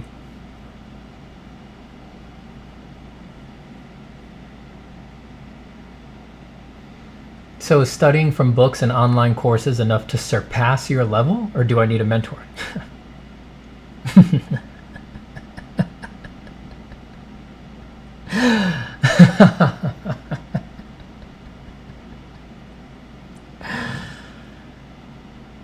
You couldn't begin to imagine what you would need to do to surpass my level. It would make your skin crawl. You don't have the metal for it.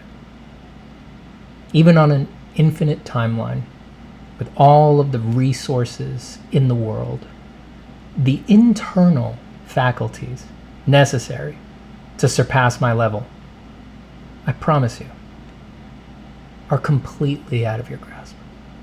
They're on a receding horizon that will only get further and further away the harder you try.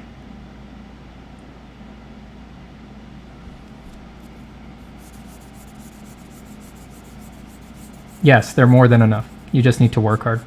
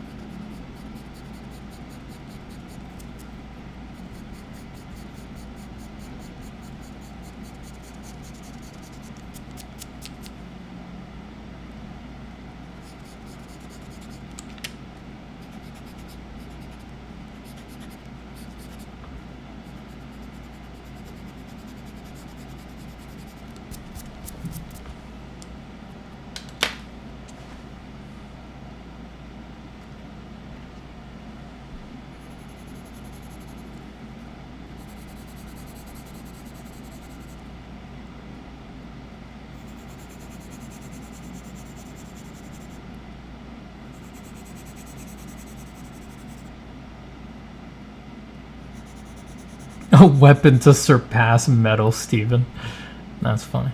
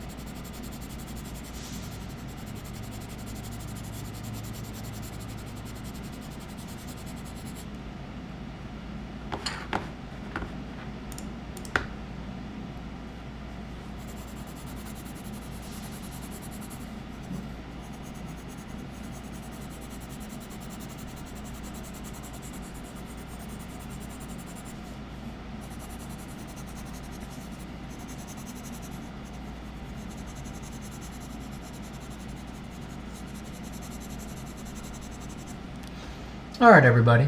I think we covered the figure there. I'm getting pretty hungry. We've been streaming for over 4 hours here, and I like to clip a session at 4 hours so that I don't exhaust myself, but instead always leave a little gas in the tank for the next drawing session. Great way to fight burnout. Never push yourself all the way, or else you're just... if you empty the tank completely, very hard to bounce back. But if you end when you feel like vigorous, you're ready to go, makes it much easier to start the next session.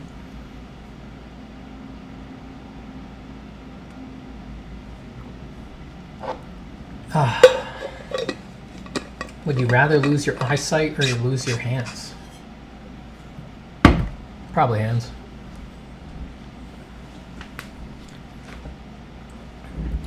All right, everybody. Take care. I will see you soon. Hope you have a good Thursday. I'll probably stream again tomorrow. I I threw the schedule off a bit because I normally stream Monday, Wednesday, Friday, but took yesterday to work on a YouTube script. So, I'm streaming today because I didn't yesterday. Well, because I felt like it.